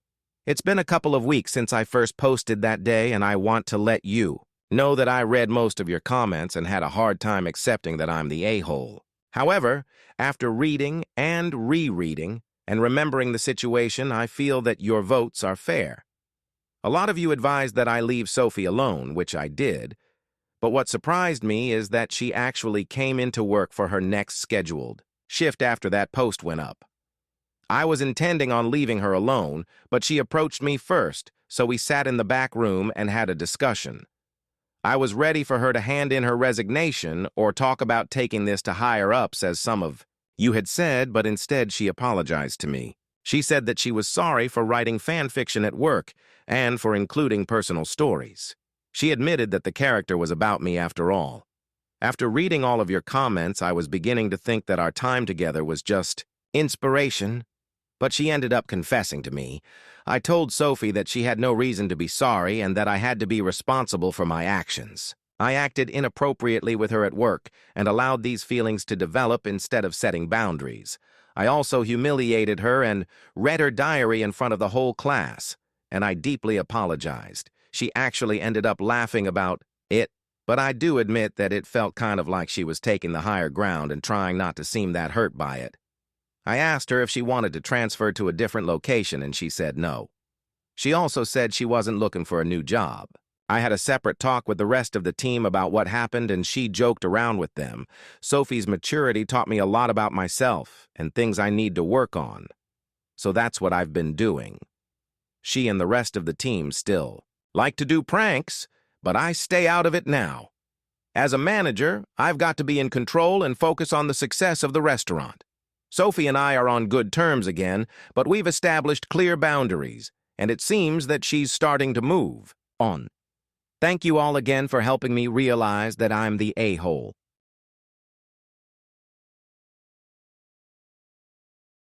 Aita for walking out over a chair?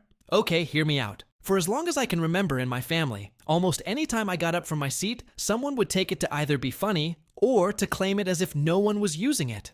And as a teenager, it literally got to the point I bought my own folding chair so I could pick it up and carry it with me. If I left it where it was, someone would take it, then get mad when I wanted it back. As an example, on a holiday last year, I got up from my chair for a moment to help with something and came back to find a kid in it. And then the family berated me for wanting them to move.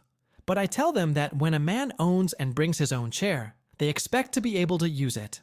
I own a very nice folding chair that's comfortable and easily portable. And I pretty much bring it to any family events because people are always scrambling for chairs. Well, the other day, I went to a birthday party for my nephew. And like always, I brought my own chair. But at some point, I had to use the bathroom. When I came back, my chair was gone. And everyone acted like they didn't know where it was. I said they had 1 minute to return it, or I was leaving. They laughed at first, but then realized I was serious as I started going for the door. Everybody told me to just calm down, and it was just a joke. I said I don't care if they think I'm a stick in the mud. I wouldn't be bringing my own chair all the time if other people weren't always taking my seat when I get up. I don't think it's funny.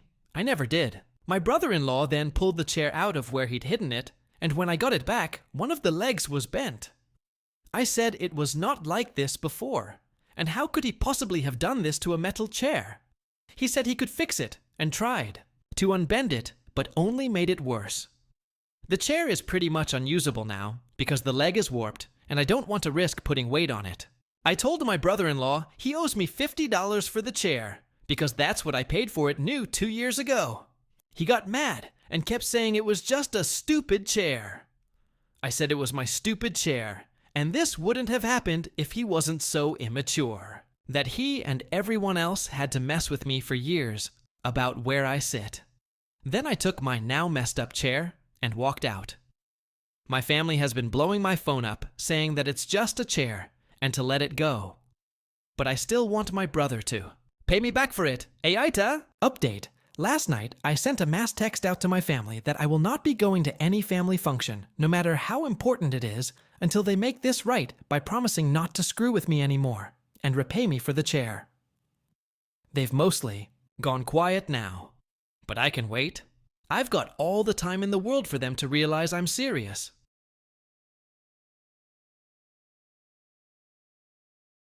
Aita. For canceling my daughter's therapy because she has bad grades. My daughter, 14 female, had anxiety problems ever since she was little, but it was not severe. 3 months ago, my daughter changed drastically. She stopped eating, talking to us or her friends, and her marks dropped. We were really concerned, and her teachers strongly suggested we take her to therapy, which we did, and she was diagnosed with severe depression and social anxiety, which was expected. The therapy sessions looked like they helped her well. In the first month, she already began making progress and started talking to us and her friends again and is eating whatever her mother is cooking. We were really happy to see this, and every day she would get better and better. The thing is, her marks did not. They are terrible, and she ended up barely passing the year. This is what infuriated me and made me cancel her therapy sessions. I know to some it might sound terrible, but paying $120 per session and seeing no progress in her marks makes me feel like I am seriously wasting my money now that she returned back to normal. Not only that, but since she really enjoys going to therapy, I think telling her that she needs to get higher marks to continue her therapy sessions will motivate her to study harder and thus score better marks. My wife disagrees with my logic, and we had a massive argument because of it, which ended up with her saying that she is going to pay from her money, which hurt me since I see my and her money as ours. My daughter is also really upset at me and was begging me to keep her therapy sessions, but I think I am going to stick to this plan. Aita here. Edit. I deeply apologize for my ignorant replies and for hurting so many people. Please know that I had no intention in offending anyone, and it was so upsetting to see how mental illness has affected many of you. I hope you guys can overcome this one day. I have talked to my wife and her therapy sessions will continue.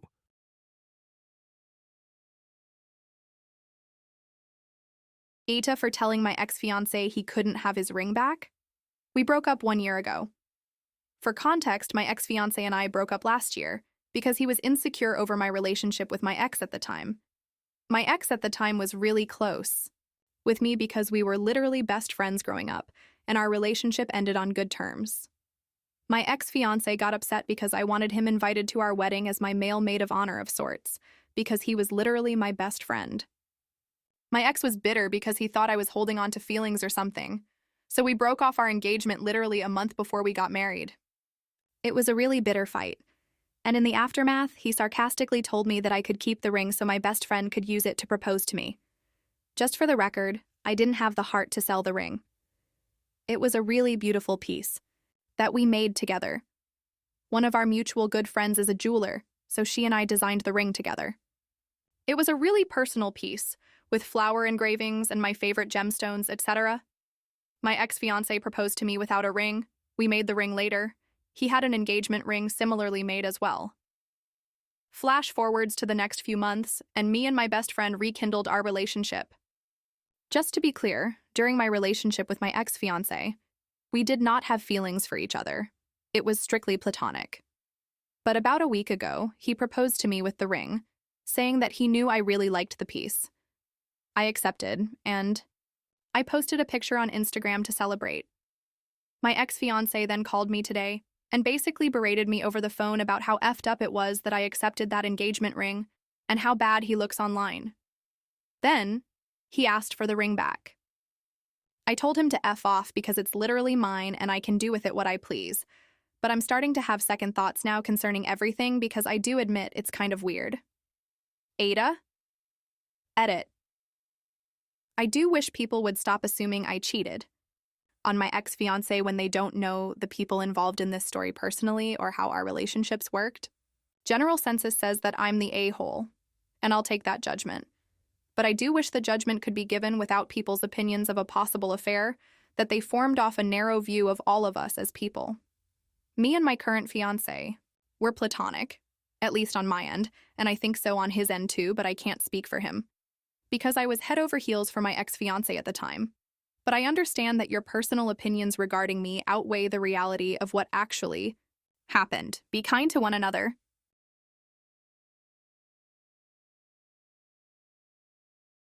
ETA for not apologizing to my wife. I, 30 male, got home from work an hour earlier than usual today.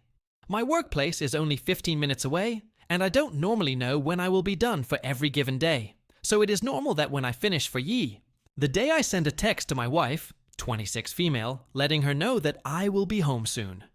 Today was no exception, and I sent the text and didn't receive a reply, which is not strange since our 10-month-old baby requires a lot of attention. We have a rule at our home that when coming home, we are supposed to enter silently so as to not wake the baby if she is sleeping. Today, I forgot this rule and entered the apartment proclaiming my arrival with a loud, "Hello." This is not the part that would potentially make me the a-hole. Turns out our daughter had just fallen asleep 1 minute ago, along with my wife, and my loud greeting woke them up. I apologized shortly and took the baby so my wife could go back to sleep, which she promptly did.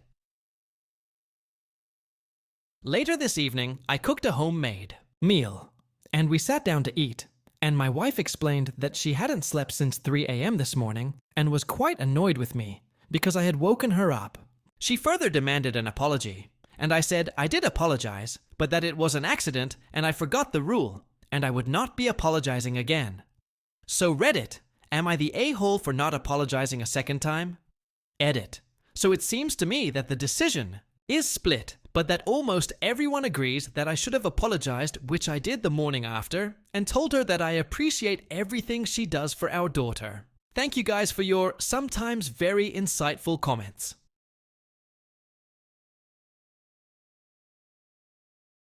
Aita for telling my wife that we're both pregnant?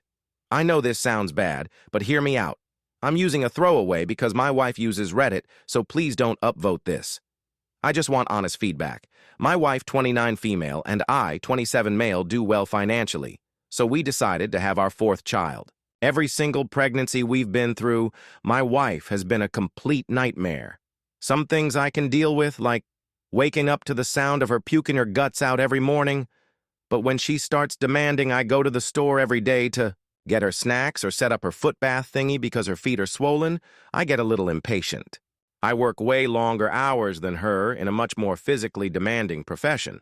I'm a plumber, she's an engineer, so I think we're putting an equal amount of effort into this baby. And it's not like I don't help around the house either. She does all the cooking and dishes, but I do laundry, take out garbage, and mow the lawn. We pay someone to do the floors and bathrooms weekly. My mother-in-law comes over to help with the kids because she says I'm useless. I've been meaning to make a Reddit post about her. And while I appreciate the help, I'm sick of her crap. Just because I want 1 hour of video games to myself a day instead of cleaning up messes in the kitchen doesn't mean I'm useless. This all came to head yesterday when my wife screamed at me from the kitchen to get off my bum and entertain our twins so she could focus on her meatloaf. I made a dumb joke about how this is the 3rd meatloaf we'll be eating this week, and she lost her crap. She told me how I have no sympathy for the fact that she's pregnant. I should be taking on more of her chores since I can't breastfeed. But then I reminded her that I still work a lot more hours than her, so I think we're basically both pregnant. She got really quiet and has only spoken to me regarding the kids since. I don't think I'm wrong, but I'll apologize to her if it makes her happy. ATA, here, edit. My wife does get breaks, guys. I set up the annoying foot bath thing every night while she does dishes, and then she relaxes with it while watching YouTube every night while I put the kids to bed. She also won't eat my cooking because she grew up in Southeast Asia and doesn't like American food. It's not my fault she's picky. Edit 2. It's a Korean BBQ meatloaf she makes since some people pointed out meatloaf is typically American. Anyway, my wife found this post and now she wants us to do couples counseling. Thanks for the feedback, guys.